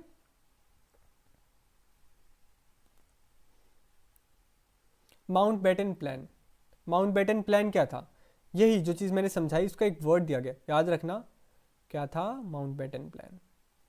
माउंटबेटन प्लान, माउंटबेटन प्लान क्या था कि जो प्रिंसली स्टेट्स है, 565 प्रिंसली स्टेट्स हैं, they are free to join India और पाकिस्तान और रिमेन इंडिपेंडेंट। ये कहता है माउंटबेटन प्लान कि अगर राजा चाहे तो वो पाकिस्तान को ज्वाइन करे, हिंदुस्तान को ज्वाइन करे या इंडिपेंडेंट रहे, अकॉर्डिंग टू माउंटबेटन प्लान।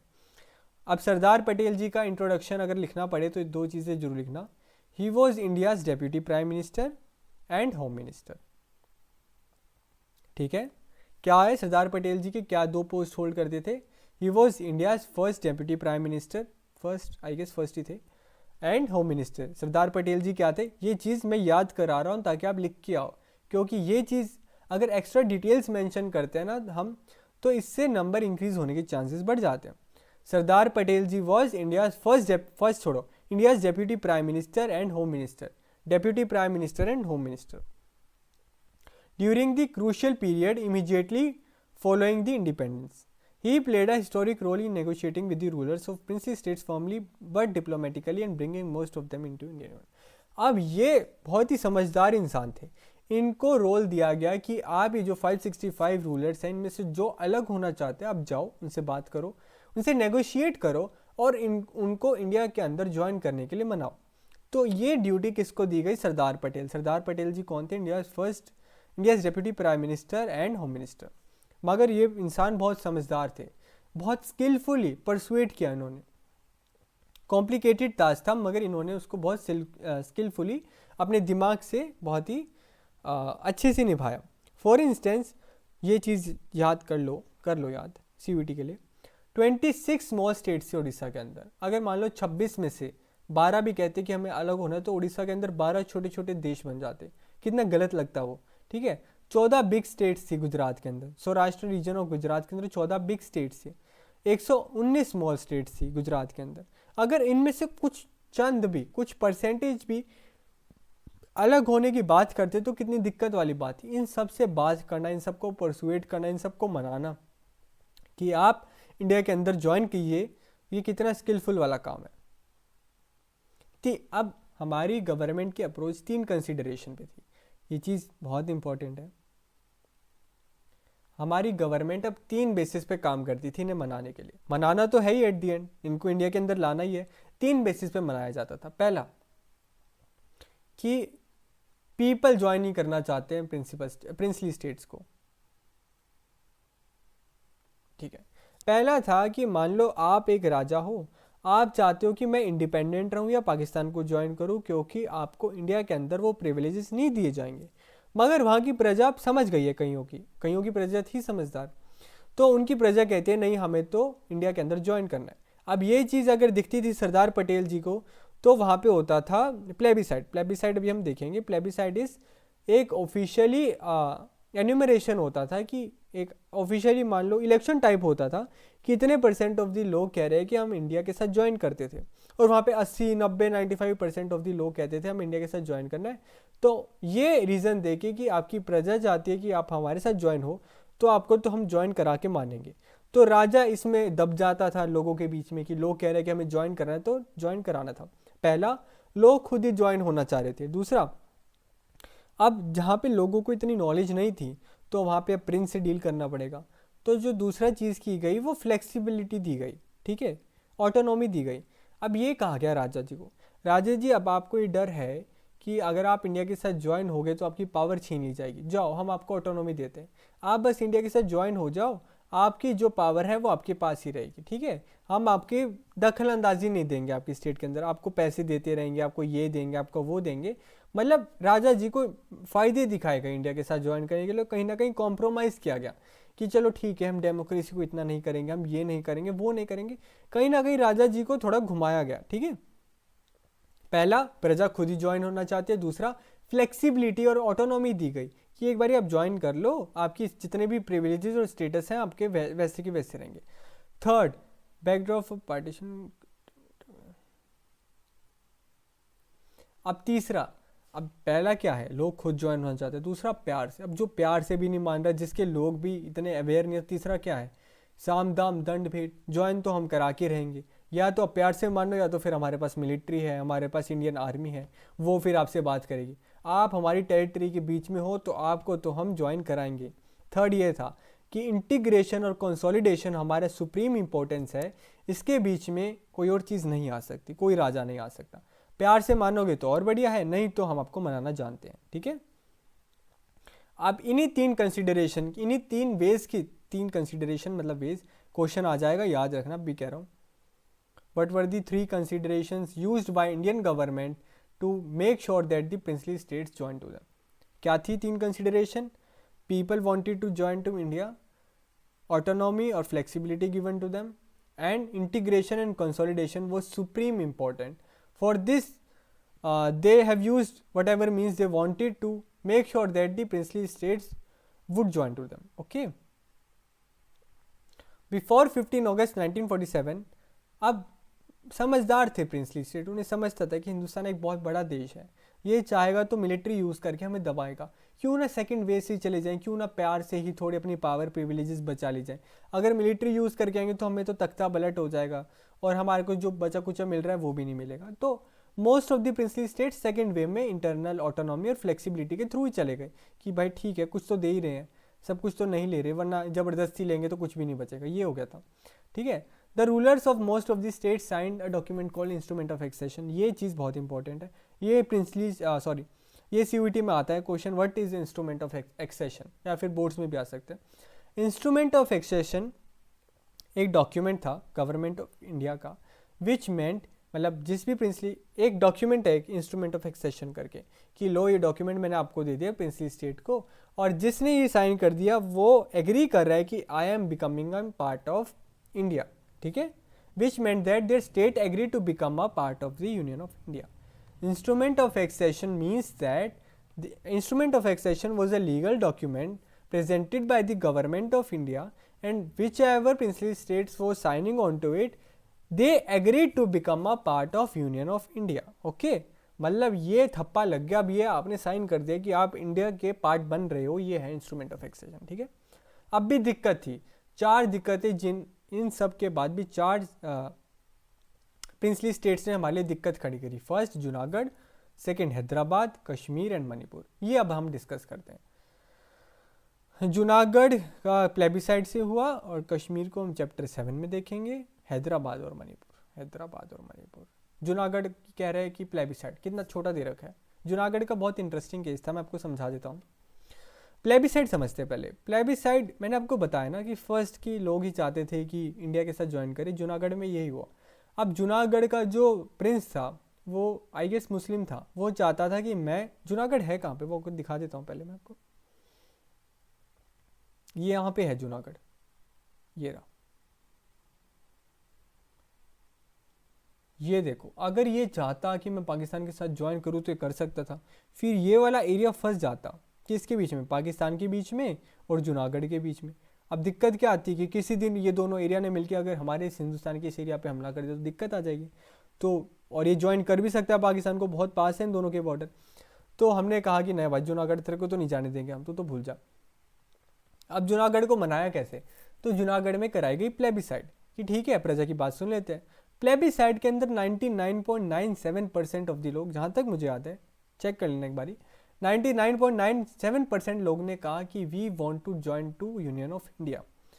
अब ये राजा नहीं मान रहा तो राजा जी को मनाया गया, और राजा जी नहीं मानते दिखे तो दिखाएगा कि भाई मिलिट्री है यहाँ पे हमारे पास, अब मिलिट्री आने वाली है, तो राजा जी उड़ के चले गए पाकिस्तान, और ये बन गया हमारे देश का पार्ट।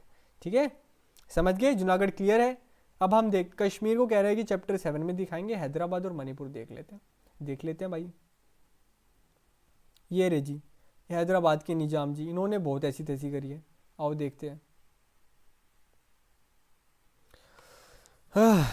बस 60 पेज रह गए, चलो।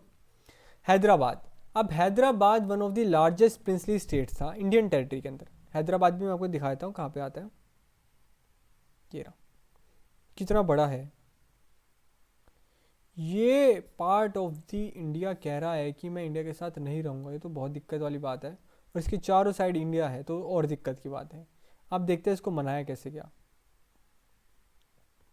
हैदराबाद, आप हैदराबाद पे क्वेश्चन आएगा क्या लिखोगे, लार्जेस्ट प्रिंसली स्टेट, ठीक है, of the Indian territory, some part of the. Hyderabad के अंदर क्या क्या पार्ट आते हैं आज की स्टेट्स के, महाराष्ट्र का कुछ पार्ट था इसके अंदर, कर्नाटका का कुछ पार्ट था इसके अंदर, और आंध्र प्रदेश का कुछ पार्ट था।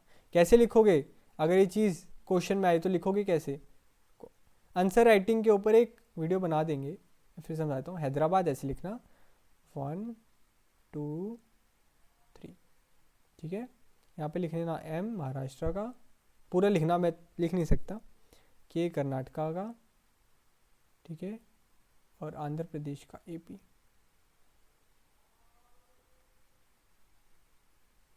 ठीक है क्या, one of the largest princely states, और हैदराबाद की आज की प्रेजेंट स्टेट्स क्या क्या पार्ट थी, महाराष्ट्र, कर्नाटका, आंध्र प्रदेश का कुछ कुछ पार्ट मिलके हैदराबाद को बनाता था। इसके रूलर का टाइटल था निज़ाम, नाम नहीं था उसका निज़ाम, टाइटल देते थे निज़ाम, जो रूलर है उसको निज़ाम बोलते थे कि निज़ाम आ रहे हैं फलाना फलाना। और वो दुनिया का one of the world's richest man था, क्यों नहीं होगा, इंडिया के इतने बड़े पार्ट के ऊपर कंट्रोल करके जमा के बैठा है, लोगों को एक्सप्लॉइट करे तो रिचेस्ट तो बन ही जाएगा। और वो क्या दिक्कत थी, वो चाहता था कि मैं इंडिपेंडेंट रहूं, लो जी दिक्कत आ गई। क्या है हैदराबाद के अंदर 4 पॉइंट देखिए, largest princely states comprised of present day Maharashtra, Karnataka and Andhra Pradesh, world's richest man, और इसके रूलर का क्या टाइटल था, Nizam. He entered into what was called standstill स्टिल एग्रीमेंट। लो नवंबर 1947 के अंदर उसने इंडिया के साथ स्टैंड स्टिल एग्रीमेंट कर लिया कि अभी ना मैं इंडिपेंडेंट रह रहा हूँ ना मैं इंडिया के साथ ज्वाइन करता हूँ, मुझे सोचने का समय दो। स्टैंड स्टिल एग्रीमेंट इज, अभी सब कुछ होल्ड पे है, अभी मैं सोच रहा हूँ कि क्या मुझे इंडिपेंडेंट रहना है या फिर मुझे अलग होना है, या फिर मतलब पाकिस्तान को ज्वाइन करना है या फिर इंडिया को ज्वाइन करना है। स्टैंड स्टिल एग्रीमेंट, ठीक है, याद रखना। कब साइन किया था, नवंबर 1947 में। आज़ादी के 3 महीने बाद उसने इंडिया के साथ स्टैंड स्टिल एग्रीमेंट किया कि आप मुझे सोचने का समय दो कि whether I want to remain independent और want to join to union of India. और इसी दौरान उसके साथ नेगोशिएशंस चल रहे थे। पटेल जी उसको मनाने की कोशिश कर रहे थे कि मान जाओ, ये दे देंगे वो दे देंगे, वह प्यार से डील कर रहे थे तब तक, ठीक है। अब 1 साल का स्टैंड स्टिल एग्रीमेंट है कि मैं आपको 1948 के नवंबर में बता दूंगा, तब तक नेगोशिएशंस चल रहे थे। अब इसी दौरान 1947 और 1948 के बीच के पीरियड में निज़ाम के जो रूल के अंदर जो लोग थे, पर्टिकुलरली जो महिलाएं थी, वो उसके अगेंस्ट प्रोटेस्ट कर देती हैं। पीजेंट्री जो उसके रूल के विक्टिम थे और पर्टिकुलरली विमेन, वो उसके अगेंस्ट प्रोटेस्ट कर देती हैं। और इस चीज़ का जो नर्व सेंटर, इसका जो सेंटर बनता है वो बनता है हैदराबाद। एक बारी फैक्ट्स देख लेते हैं, मैं आपको फैक्ट्स मार्क करा दूँ, फिर मैं आपको इसको एज ए स्टोरी समझाऊंगा। हैदराबाद जिसका सेंटर बनता है, ये चीज़ याद रखना, ये भी हमारे सीबीटी में थी या हमारे बोर्ड्स में थी या प्री बोर्ड में थी, मैं भूल गया हूँ, कि कौन सी दो पार्टी फोर फ्रंट में थी इस चीज़ को लीड करने में। कौन थी? Communist party, Hyderabad Congress. कांग्रेस तो होगी of course, Hyderabad Congress, communist, communist Hyderabad Congress, Congress Hyderabad communist, communist Hyderabad Congress. इस मूवमेंट को लीड करने वाली दो पॉलिटिकल पार्टीज थी। अब पैरामिलिट्री फोर्स का यूज़ करता है निज़ाम इस प्रोटेस्ट को दबाने के लिए, और उस पैरामिलिट्री फोर्स का नाम होता है रजाकर्स। और रजाकर्स एक बारी अगर उतर गए ग्राउंड पे, तो रजाकर्स पकड़ पकड़ के प्रोटेस्टर्स को जो दूसरे धर्म के थे उसको मारते हैं, महिलाओं के साथ गलत काम करते हैं, और उनके कोई बाउंड्रीज नहीं थी, उनका कोई एथिक्स मॉरल प्रिंसिपल नहीं था कि बच्चों को नहीं मारना, बूढ़ों को नहीं मारना, महिलाओं के साथ गलत काम नहीं करना।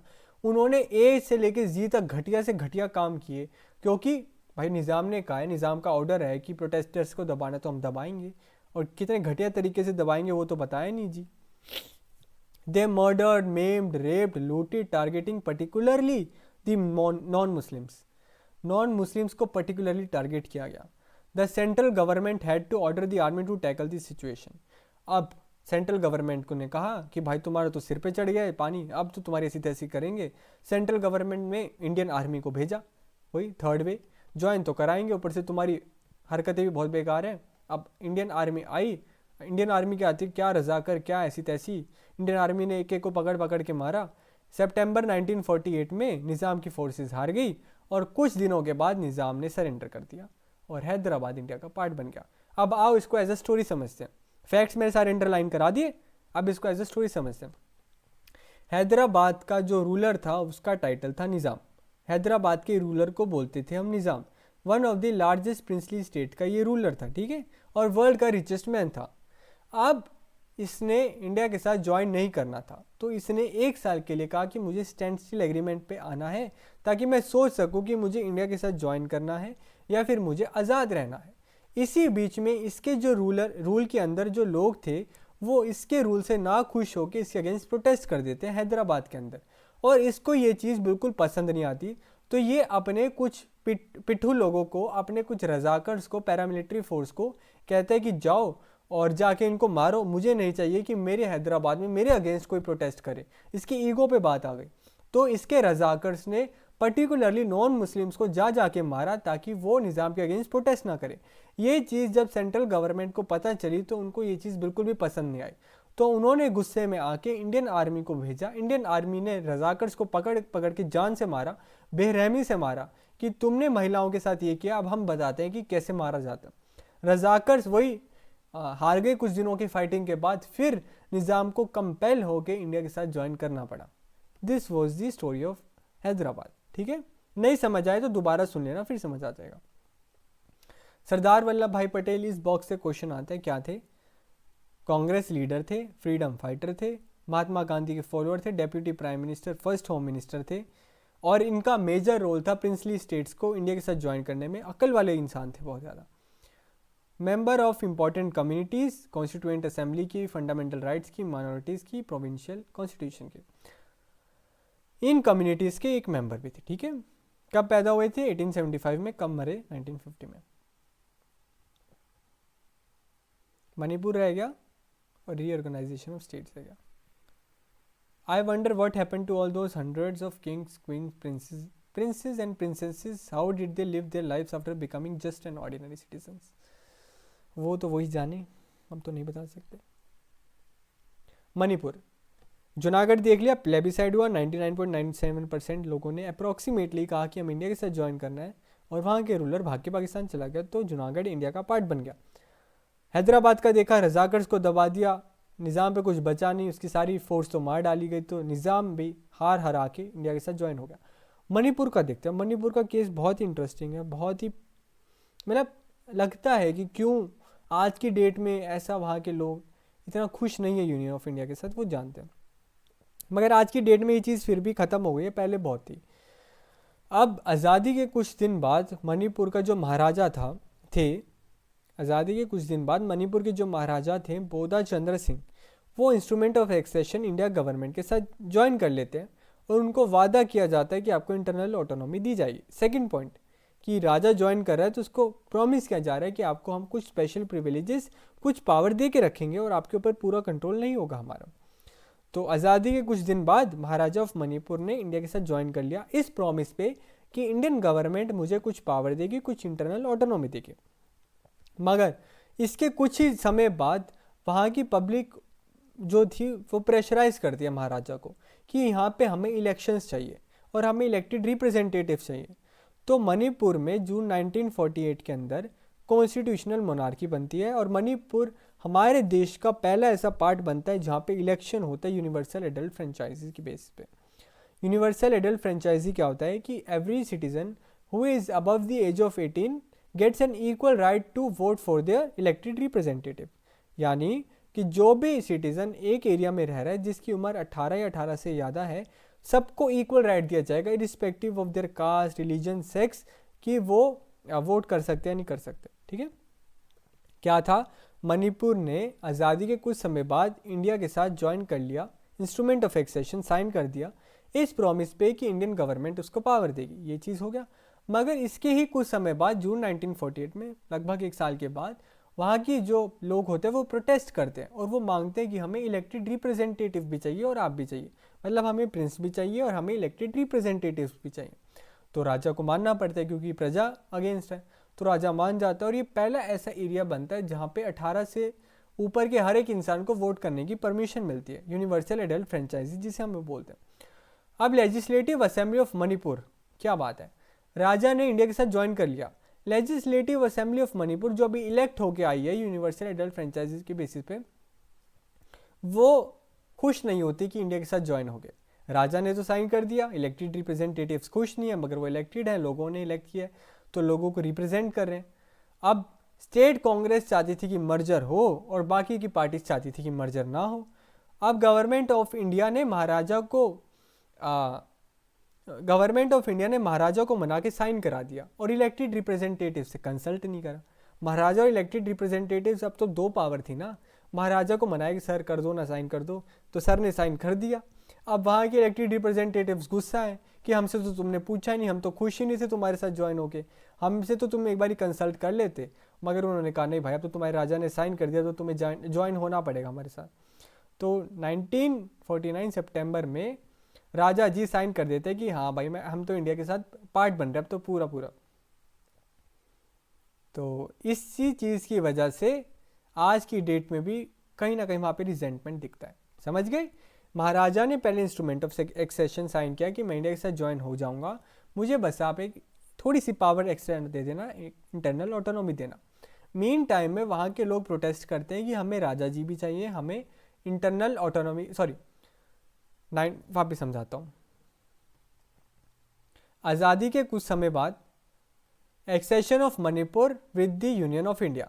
आज़ादी के कुछ समय बाद मणिपुर के Maharaja Bodha Chandra Singh instrument of accession sign कर देते हैं यूनियन ऑफ इंडिया के साथ कि ठीक है, मुझे यूनियन ऑफ इंडिया का मेंबर बनना है, बस आप मुझे कुछ इंटरनल ऑटोनॉमी और फ्रीडम और फ्लेक्सिबिलिटी दे देना। मीन टाइम में वहाँ के लोग जो होते हैं वो राजा के अगेंस्ट प्रोटेस्ट करते हैं कि हमें राजा जी भी चाहिए, मगर हमें यहाँ पे इलेक्टेड रिप्रेजेंटेटिव्स भी चाहिए। तो राजा जी को उनकी बात सुननी पड़ती है और इलेक्टेड रिप्रेजेंटेटिव्स के लिए यूनिवर्सल एडल्ट फ्रेंचाइजी, यानी हर एक इंसान जो 18 से ऊपर है और वोट कर सकता है, उसको वोट करने की परमिशन दी जाती है। Manipur became the first part of the India जहाँ पे यूनिवर्सल एडल्ट फ्रेंचाइजी के बेसिस पे वोट होते हैं। अब इलेक्टेड रिप्रेजेंटेटिव आते हैं और महाराजा जी होते हैं। एक साल के बाद सितंबर 1949 में सरकार महाराजा जी को कंसल्ट करके, उनको थोड़ा इन्फ्लुएंस करके उनसे साइन करा लेती है कि हाँ हम इंडिया का पार्ट बनना चाहते हैं प्रॉपरली, मगर इनसे बात ही नहीं करती कॉन्स्टिट्यूशनल असेंबली से जो इलेक्ट होके आई हैं। और यहाँ के लोग खुश नहीं थे कि आपने राजा जी को इन्फ्लुएंस कर लिया और हमें इन्फ्लुएंस, मतलब हमसे बात ही नहीं करी, हमसे पूछा ही नहीं, हम तो खुश ही नहीं आपसे ज्वाइन होके। मगर राजा जी ने ज्वाइन कर लिया, महाराजा जी ने साइन कर लिया, अब तो उन्हें इंडिया का पार्ट बनना ही पड़ेगा। इसी वजह से मणिपुर के लोग कुछ समय तक इंडियन गवर्नमेंट से ज़्यादा खुश नहीं थे। क्लियर है? No don't get up your highness, just give me this, you that will do. देखो ये राजा जी हैं हर एक जगह के, प्रिंसली स्टेट्स के, ये वहाँ के लोग हैं लोगों के ऊपर राजा जी बैठे, लोगों की कितनी बुरी हालत है, राजा कितना हट्टा कट्टा है। ये पटेल जी हैं, पटेल जी उनके पास जाते हैं, कहते हैं नहीं नहीं आप ज़्यादा कष्ट मत दीजिए, बस मुझे instrument of accession merger agreement ये साइन करके दे दीजिए, बाकी हम देख लेंगे। क्योंकि एक बार ये मिल गया ना तो राजा जी की सारी पावर ख़त्म। ठीक है, अब आ जाते रीऑर्गेनाइजेशन ऑफ स्टेट्स। इसके बाद है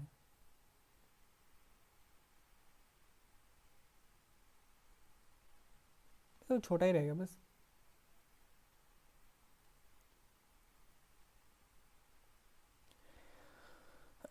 रीऑर्गेनाइजेशन ऑफ स्टेट्स को देखते हैं। अब क्या देखा हमने कि क्या क्या पार्टीशन के टाइम पे दिक्कतें आई, फिर हमने देखा कैसे प्रिंसली स्टेट्स को ज्वाइन करने में दिक्कत आई। अब रीऑर्गेनाइजेशन ऑफ स्टेट्स, अब प्रिंसली स्टेट्स जुड़ गई हैं मगर बड़े इरेगुलर वे से जुड़े हैं कि यहाँ पे कोई स्टेट अलग भाषा बोल रहा है, यहाँ पे ये प्रिंसली स्टेट अलग भाषा बोल रहा है, ये प्रोविंस अलग भाषा बोल रहा है। एडमिनिस्ट्रेटिव जो कंसर्न है, अब मान लो मैं एक पर्टिकुलर इंसान हूँ और मेरी पोस्टिंग आपकी जगह पे लगी है मगर मुझे आपकी भाषा ही नहीं आती, तो दिक्कत होती है ना। आप मुझे अपनी प्रॉब्लम नहीं बता पाओगे, मैं आपकी प्रॉब्लम का समाधान नहीं निकाल पाऊंगा, आप इलेक्टेड रिप्रेजेंटेटिव से बात नहीं कर पाओगे, वो अलग भाषा बोल रहे, तो ये दिक्कतें आने लगी। तो रियलाइज़ हुआ कि हमने इंडिया की ना जो स्टेट्स आज हम देखते हैं कि स्टेट बट रही हैं, ये स्टेट लैंग्वेज के बेसिस पे बट रही है बेसिकली।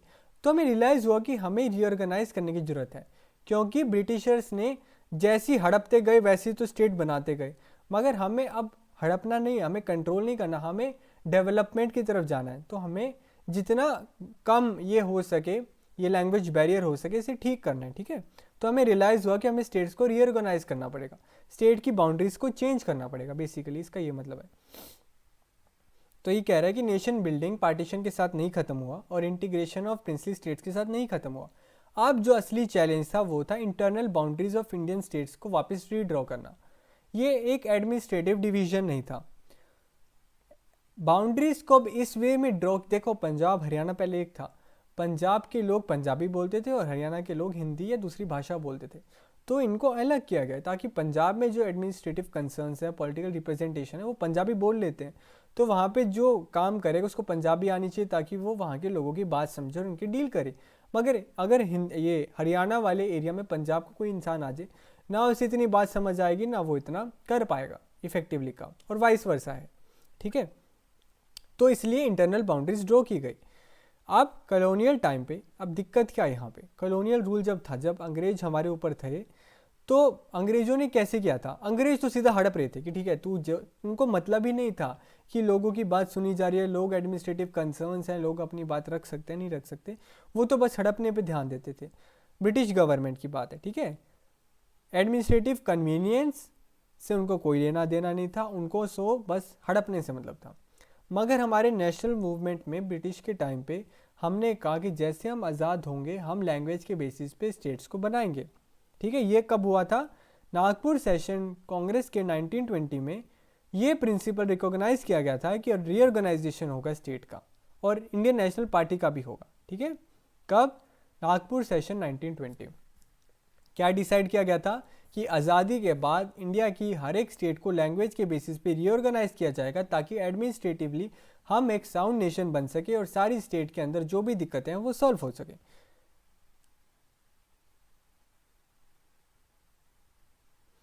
मगर जैसे अब दिक्कत क्या आई, आज़ादी के बाद हमने क्या देखा कि पार्टीशन हो गया रिलीजन के बेसिस पे। अब हमें ये खौफ हो गया, हमारे लीडर्स को ये खौफ हो गया कि अगर रिलीजन के बेसिस पे डिवीजन होता है, अगर हम लैंग्वेज के बेसिस पे अलग अलग स्टेट्स बना देंगे तो ये ना हो कि कल को ये अलग ही देश बना लें कि मैं यहाँ का हूँ मुझे अलग देश बना दो, मैं ये लैंग्वेज बोलता हूँ तुम नहीं बोलते तो मुझे अलग देश दे दो, तो ऐसे तो इंडिया के और टुकड़े हो जाएंगे। तो ये खौफ कहीं ना कहीं हमारे लीडर्स के बीच में आया कि अगर रिलीजन अलग होने की वजह से पाकिस्तान बन सकता है तो लैंग्वेज अलग होने की वजह से ये नहीं पॉसिबल कि अलग अलग देश बनने लग जाए इंडिया में, कि इंडिया भी 28 देशों का एक मतलब इंडिया के अंदर 28 अलग अलग देश बन जाए छोटे छोटे, हरियाणा अलग बन गया, पंजाब अलग, राजस्थान अलग, मध्य प्रदेश अलग, कि भाई हम तो ये बोलते हैं, हम पंजाबी बोलते हैं, तुम ये बोलते हो, हम मारवाड़ी बोलते हैं, तुम नहीं बोलते। तो इस वजह पे अगर डिवीज़न होने लग गया तो ये पॉसिबिलिटी थी, और ये चीज़ की वजह से हमारे लीडर्स पोस्टपोन करते गए कि हाँ बना देंगे, हम अभी पार्टीशन से उभरे नहीं हैं तो अभी हम पार्टीशन के लिए डेवलपमेंट पे ध्यान दे रहे हैं, अभी हमारे यहाँ पे डिस्प्लेसमेंट है, ये है वो है, तो ये डिले करते गए कि हाँ बना देंगे इंटरनल बाउंड्रीज, बना चेंज कर देंगे। ये इस मोटा मोटी इसमें ये दे रखे डिसइंटीग्रेशन और डिसरप्शन से उनको डर लग रहा था। समझ गए कि अगर रिलीजन के बेसिस पे चेंज हो सकता है, अलग देश बन सकता है, तो लैंग्वेज के बेसिस पे भी बन सकता है, तो ये तो दिक्कत वाली बात है। मगर इसी टाइम पे कुछ लोकल लीडर्स ने और पीपल ने प्रोटेस्ट करना शुरू कर दिया कि आपने 1920 के नागपुर सेशन में तो कहा था कि हम इंटरनल बाउंड्रीज को रीशफल करेंगे, तेलुगु स्पीकिंग एरियाज में प्रोटेस्ट शुरू हो गए और अब आप मना कर रहे हो। तेलुगु स्पीकिंग एरियाज के प्रोटेस्ट में, ये मद्रास प्रोविंस का पार्ट है, ठीक है, वही इसका भी बना देते हैं एक फ्लो चार्ट यार। ये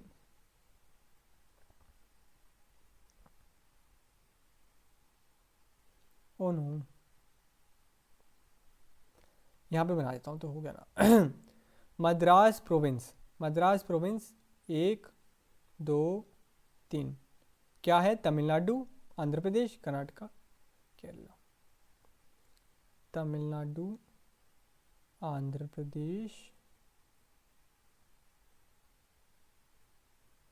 केरला, कर्नाटका। क्लियर है? मद्रास प्रोविंस के क्या क्या पार्ट थे? तमिलनाडु, आंध्र प्रदेश, कर्नाटका, केरला। ये तेलुगु स्पीकिंग यानी इस एरिया के अंदर ये प्रोटेस्ट शुरू होते हैं मद्रास प्रोविंस के। आंध्र प्रदेश में लोग तेलुगु बोलते हैं, तो तेलुगु स्पीकिंग एरिया से ये प्रोटेस्ट अब शुरू होता है कि हमें चाहिए एक अलग स्टेट, मद्रास प्रोविंस से अलग होके हमें एक अलग स्टेट चाहिए, ये वाली स्टेट हमें अलग, इन तीनों से अलग होना है वो कहते हैं। और इस मूवमेंट का नाम क्या होता है?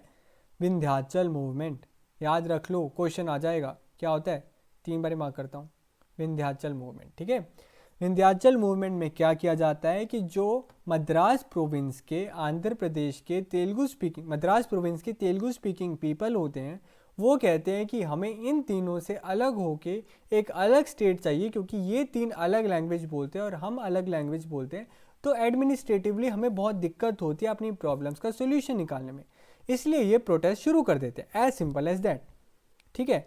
ये चाहते हैं कि तेलुगु स्पीकिंग लोगों को सेपरेट किया जाए मद्रास प्रोविंस से और उनके लिए एक सेपरेट आंध्र प्रदेश प्रोविंस बनाई जाए। क्लियर है? ये प्रोटेस्ट यहाँ से शुरू होता है और हमारे नेशनल लीडर इस चीज़ को पोस्टपोन करते रहते हैं, क्योंकि उनको डर लगता है कि अगर हमने अलग अलग लैंग्वेजेस के बेस पे स्टेट बना दी तो ये कल को जाके कहीं अलग नेशन ना डिमांड कर दे। द मूवमेंट गैदर्ड मोमेंटम, अब ये मूवमेंट होता है, अब धीरे धीरे लोग इससे जुड़ने लगते हैं, ठीक है, और सेंट्रल गवर्नमेंट पे प्रेशराइज बनाने लगते हैं। अब यहाँ के एक लीडर होते हैं पोती श्रीमल्लू, कांग्रेस लीडर होते हैं, याद रखना क्या नाम होता है। विंध्याचल मूवमेंट में एक लीडर होते हैं पोती श्रीमल्लू, कांग्रेस लीडर होते हैं, जिसको हम क्या कहते हैं? वेटरन गांधी, यानी कि पुराने गांधी। वो कहते हैं कि मैं भूख हड़ताल पे बैठा हूँ इनडिफाइनेटली, जब तक आप हमारे लिए अलग स्टेट नहीं बनाएंगे तो मैं नहीं उठने वाला। वो 56 दिन तक फास्ट करते हैं और उसके बाद हो जाती है उनकी डेथ। वेटरन गांधी हैं, बहुत फेमस है, इसी मूवमेंट की वजह से उनकी डेथ हो जाती है। तो लोगों के अंदर अब गुस्सा आ जाता है कि हमारा एक लीडर मर गया, तुमसे सुना नहीं जा रहा, तुम्हारे अगेंस्ट, तो अब हम प्रोटेस्ट करेंगे।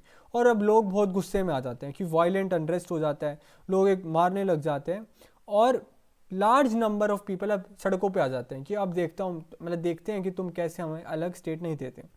और इसी प्रोटेस्ट में कई इंजर हो जाते हैं, कईयों की जान चली जाती है पुलिस फायरिंग में। और मद्रास के जो लेजिस्लेटर्स होते हैं वो रिज़ाइन कर देते हैं कि हमें नहीं चाहिए, हमारा नेता मर गया, हमारा लीडर मर गया, हमें तुम्हारी पोस्ट ही नहीं चाहिए। रिज़ाइन करने का ये मतलब था कि हम सेंट्रल गवर्नमेंट से नाराज़ हैं। तो अब देखा नेहरू जी ने कि भाई अब तो लोग नाराज़ हो गए हैं, लीडर्स भी नाराज़ हो गए, रिज़ाइन करने लग गए। तो प्राइम मिनिस्टर ने कहा कि ठीक है, आंध्र प्रदेश एक सेपरेट नेशन बनेगा, सेपरेट स्टेट बनेगा, 1952 के अंदर। क्लियर है? 1920 नागपुर सेशन में हमारे लीडर्स ने कहा कि बिल्कुल तुम्हारे लिए लिंग्विस्टिक बेसिस पे हम बाउंड्रीज ड्रॉ करेंगे। इंडिपेंडेंस के बाद उनको डर लगा कि अगर लिंग्विस्टिक बेसिस पे अगर हमने बाउंड्रीज ड्रॉ करी तो ये कहीं फर्दर पार्टीशन ना ले आए। फिर प्रोटेस्ट शुरू होते हैं, कहाँ पे? मद्रास प्रोविंस के तेलुगु स्पीकिंग एरियाज़ में।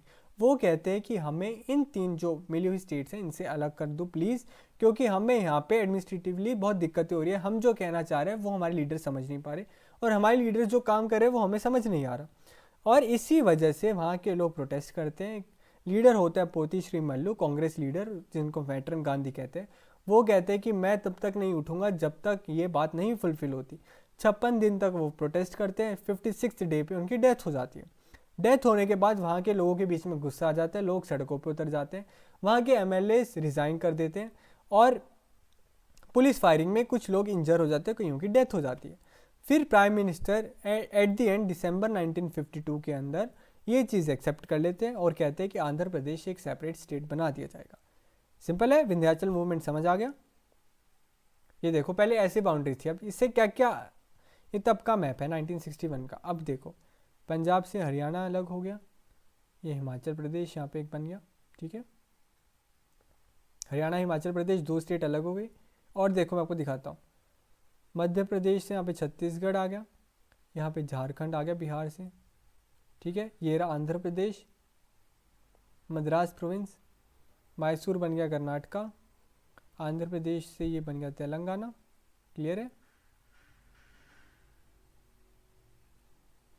यहाँ पे 3 और, त्रिपुरा, मणिपुर, नागालैंड, असम, ये बन गया अरुणाचल प्रदेश, ठीक है। ये देखो ये इतनी बार हमारी स्टेट्स डिवाइड हुई हैं। ये क्यों हुई हैं? पहले तो लैंग्वेज बेसिस था डिवाइड करने का, मगर अभी बताता हूँ बेसिस क्या थे, अभी बताता हूँ, सब बताता हूँ। ईजी है, बहुत सिंपल चैप्टर है। 12th की pol science is very simple. एक बारी ध्यान से सुन लो जो मैं कह रहा हूँ, जो मैं कह रहा हूँ वो लिख के आ जाओ, और जो लगे लिखना है वो भी लिख के आ जाओ। 100 आउट ऑफ 100 कैसे नहीं आते मैं देखता हूँ, ठीक है। The formation of Andhra spurred the struggle for making of other states on linguistic line in other parts of the country। अब देख लिया बाकी स्टेट्स ने भी कि हाँ भाई इन्होंने प्रोटेस्ट किया तो इनको अलग स्टेट मिल गई, अब हमें भी प्रोटेस्ट करना पड़ेगा, हमें भी अलग स्टेट चाहिए।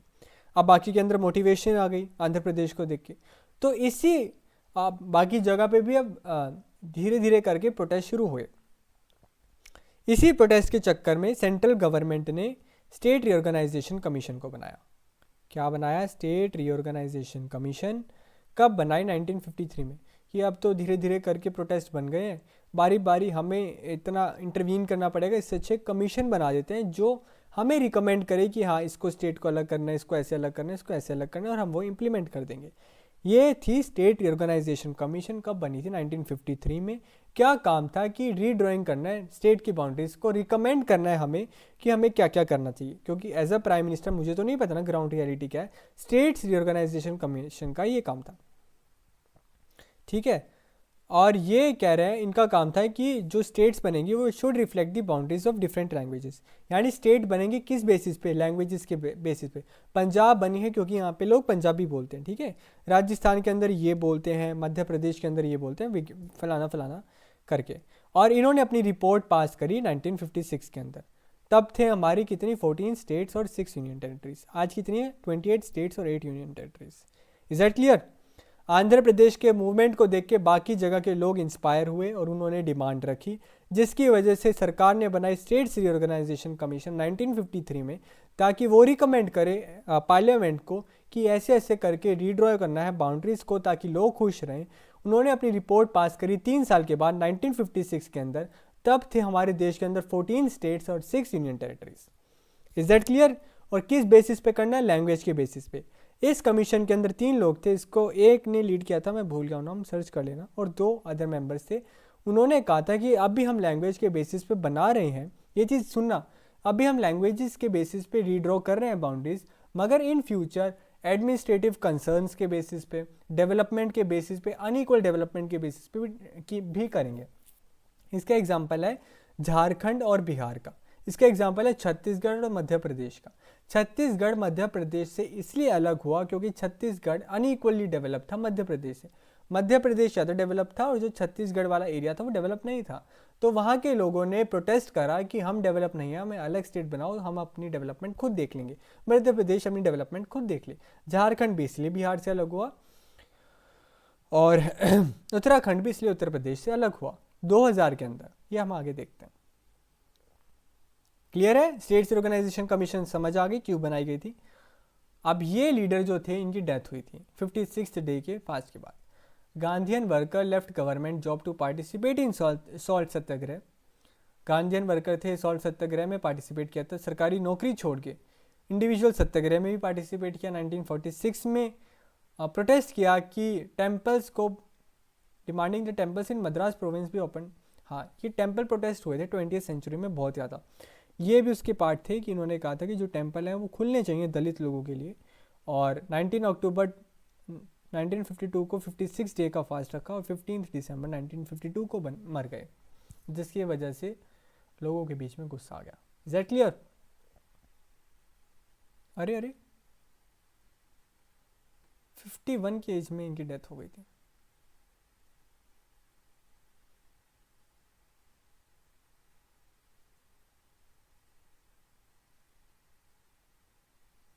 ये जो बीच बीच में ये कार्टून्स आ रहे हैं ना, इसके ऊपर एक सेपरेट वीडियो बनाएंगे, क्योंकि बोर्ड्स के ऊपर इन कार्टून्स पे बहुत क्वेश्चन आते हैं। ठीक है,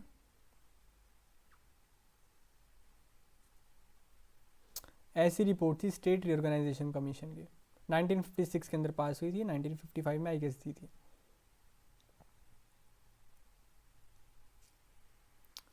One of the most important concerns in the earlier era was that demands for separate states would endanger the unity of the country.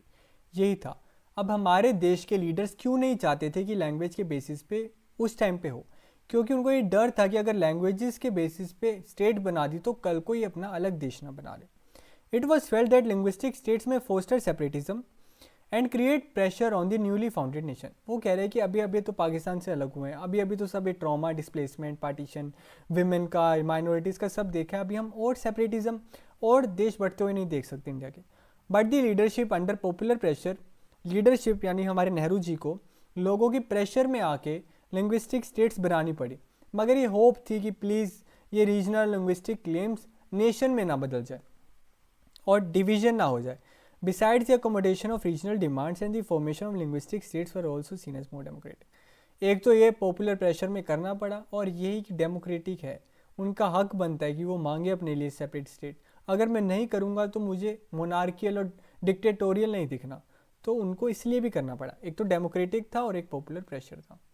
Clear है? और डर क्या था कि सेपरेट नेशन ना मांगने लग जाए। अब ये कह रहा है कि मोर देन 50 ईयर्स हो गए हैं लिंग्विस्टिक स्टेट्स बने हुए और आज तक किसी भी स्टेट ने अलग होने की बात नहीं करी। ठीक है, और इसने नेचर और डेमोक्रेटिक पॉलिटिक्स को चेंज कर गया, लीडरशिप को चेंज कर दिया बेसिक वे में, पॉलिटिक्स और पावर में आने की ज़्यादा रास्ते खोल दिए।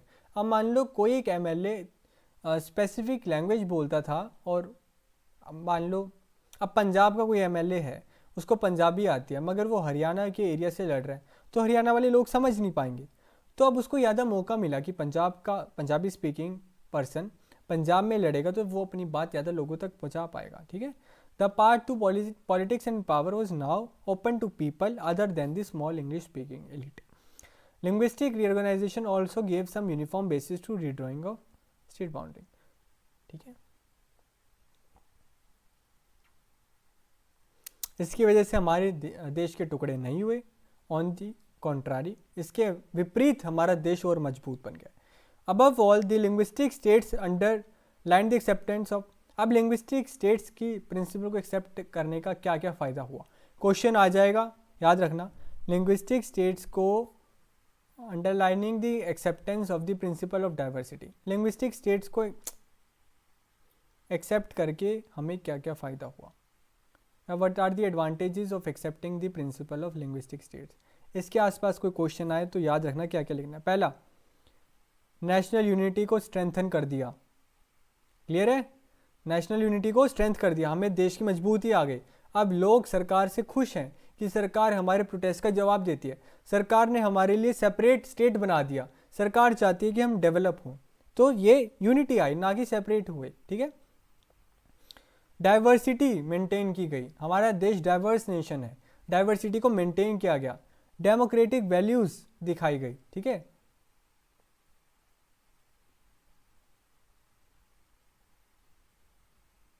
ये दिखाया गया कि जो डिफरेंसेस होते हैं वो समटाइम्स अपोजिशनल होते हैं, मगर वो लोगों के भले के लिए हो सकते हैं। ठीक है, 3 चीज़ें, नेशनल यूनिटी, डेमोक्रेसी, डाइवर्सिटी, ये 3 पॉइंट लिख देना, हो जाएगा। With this our chapter is over. बस ये रह गया फास्ट फॉरवर्ड। ये बहुत इंपॉर्टेंट है, ये करते हैं, आ जाओ। कह रहे हैं कि ये रीऑर्गेनाइजेशन ऑफ स्टेट्स का कैसे कैसे हुआ। एक झटके में सारी स्टेट नहीं बन गई, विद टाइम बनी। सबसे पहले बॉम्बे स्टेट, दूसरा लेता हूँ हाईलाइटर का कलर को,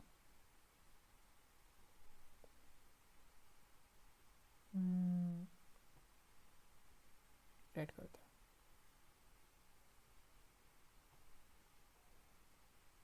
सबसे पहले बॉम्बे स्टेट को डिवाइड किया गया किसमें, गुजरात में और मराठी स्पीकिंग में। बॉम्बे था पहले, बॉम्बे को गुजरात और महाराष्ट्र में डिवाइड किया गया, कब, 1960 में सबसे पहले। पंजाब को डिवाइड किया गया हिंदी स्पीकिंग हरियाणा में और पंजाबी स्पीकिंग पंजाब में, कब, 1956 के अंदर। हिमाचल प्रदेश और हरियाणा अलग हुए थे, हिमाचल प्रदेश 1972 में आई गेस था, बना था अलग से। और अदर पहले, सबसे पहले 1960 के अंदर क्या हुआ, गुजरात महाराष्ट्र अलग हुए। 1956 के अंदर, 1966 के अंदर था ना, हाँ सॉरी, सबसे पहले 1960 के अंदर महाराष्ट्र और गुजरात अलग हुए। 1956 में डिमांड आई थी मगर 1966 में एक्सेप्ट हुई। पंजाब अलग हुआ, हिमाचल प्रदेश और हरियाणा अलग हुए। हिमाचल प्रदेश उस टाइम पे नेशन नहीं, स्टेट नहीं बना था, उसको लेटर रिकॉग्नाइज किया गया एज अ स्टेट। 1972 में मेघालय असम से अलग हुआ। मणिपुर और त्रिपुरा अलग स्टेट्स बने, सेपरेट स्टेट्स। मिजोरम और अरुणाचल प्रदेश 1987 में आए और नागालैंड 1963 में। क्लियर है, ये लैंग्वेजेस के बेसिस पे हुआ है। सबसे पहले याद करो, सबसे पहले महाराष्ट्र गुजरात बॉम्बे से अलग हुए 1960। 1966 पंजाब हरियाणा हिमाचल प्रदेश अलग हुए। 1972 मेघालय असम से अलग हुआ और मणिपुर और त्रिपुरा सेपरेट स्टेट्स बन गए। 1987 मिजोरम और अरुणाचल प्रदेश बन गए। 1963 में नागालैंड सबसे पहले नॉर्थ ईस्ट में। ये सब लैंग्वेजेस के बेसिस पे थे, मगर लेटर ईयर्स में जब डिमांड बनी सेपरेट स्टेट्स की on the basis of imbalance in development, ये मैंने आपको बताया था ना, 3 स्टेट्स छत्तीसगढ़, उत्तराखंड और झारखंड साल 2000 में बने, लैंग्वेजेस के बेसिस पे नहीं बल्कि अनइक्वल डेवलपमेंट पे, कि यहाँ वाला एरिया छत्तीसगढ़ ज़्यादा डेवलप है और मध्य प्रदेश डेवलप नहीं है, या फिर मध्य प्रदेश ज़्यादा डेवलप है छत्तीसगढ़ डेवलप नहीं है, तो अलग कर दो कि हम अपनी डेवलपमेंट खुद देख लेंगे। उत्तराखंड उत्तर प्रदेश से अलग हो गया कि हमारे डेवलपमेंट पे ध्यान नहीं दिया जा रहा। झारखंड बिहार से अलग हो गया साल 2000 में, लैंग्वेजेस के बेसिस पे नहीं, इन बैलेंसिंग डेवलपमेंट के बेसिस पे। और सबसे लेटेस्ट तेलंगाना अलग हुआ है 2 जून 2014 को। रीऑर्गेनाइजेशन अभी ख़त्म नहीं हुआ है, ये याद रखना, अभी भी फर्दर डिमांड्स हैं। किसकी, विदर्भा महाराष्ट्र में अब भी अलग होना चाह रहे हैं, हरित प्रदेश वेस्ट उत्तर प्रदेश में अलग होना चाह रहा है और northern region of West Bengal से अलग होना चाह रहा है। Is that clear? With this हमारा चैप्टर हो गया ख़त्म। ये बैक एक्सरसाइज के क्वेश्चन है, ये मैंने सारे आपको एक्सप्लेन कर दिए, ये कर लेना। कुछ नहीं समझ आता तो कमेंट में बता देना, मैं आपको इसका आंसर बता दूंगा। एक बार सिलेबस ख़त्म होने दो, हम बैक एक्सरसाइज के क्वेश्चंस ये जो बीच बीच में आते हैं, क्या गए, ये कार्टून्स, ठीक है, आंसर राइटिंग प्रैक्टिसेस सब एक साथ करेंगे, ठीक है। तब तक आप वीडियो को लाइक करें, शेयर करें, सब्सक्राइब कीजिए। Thank you.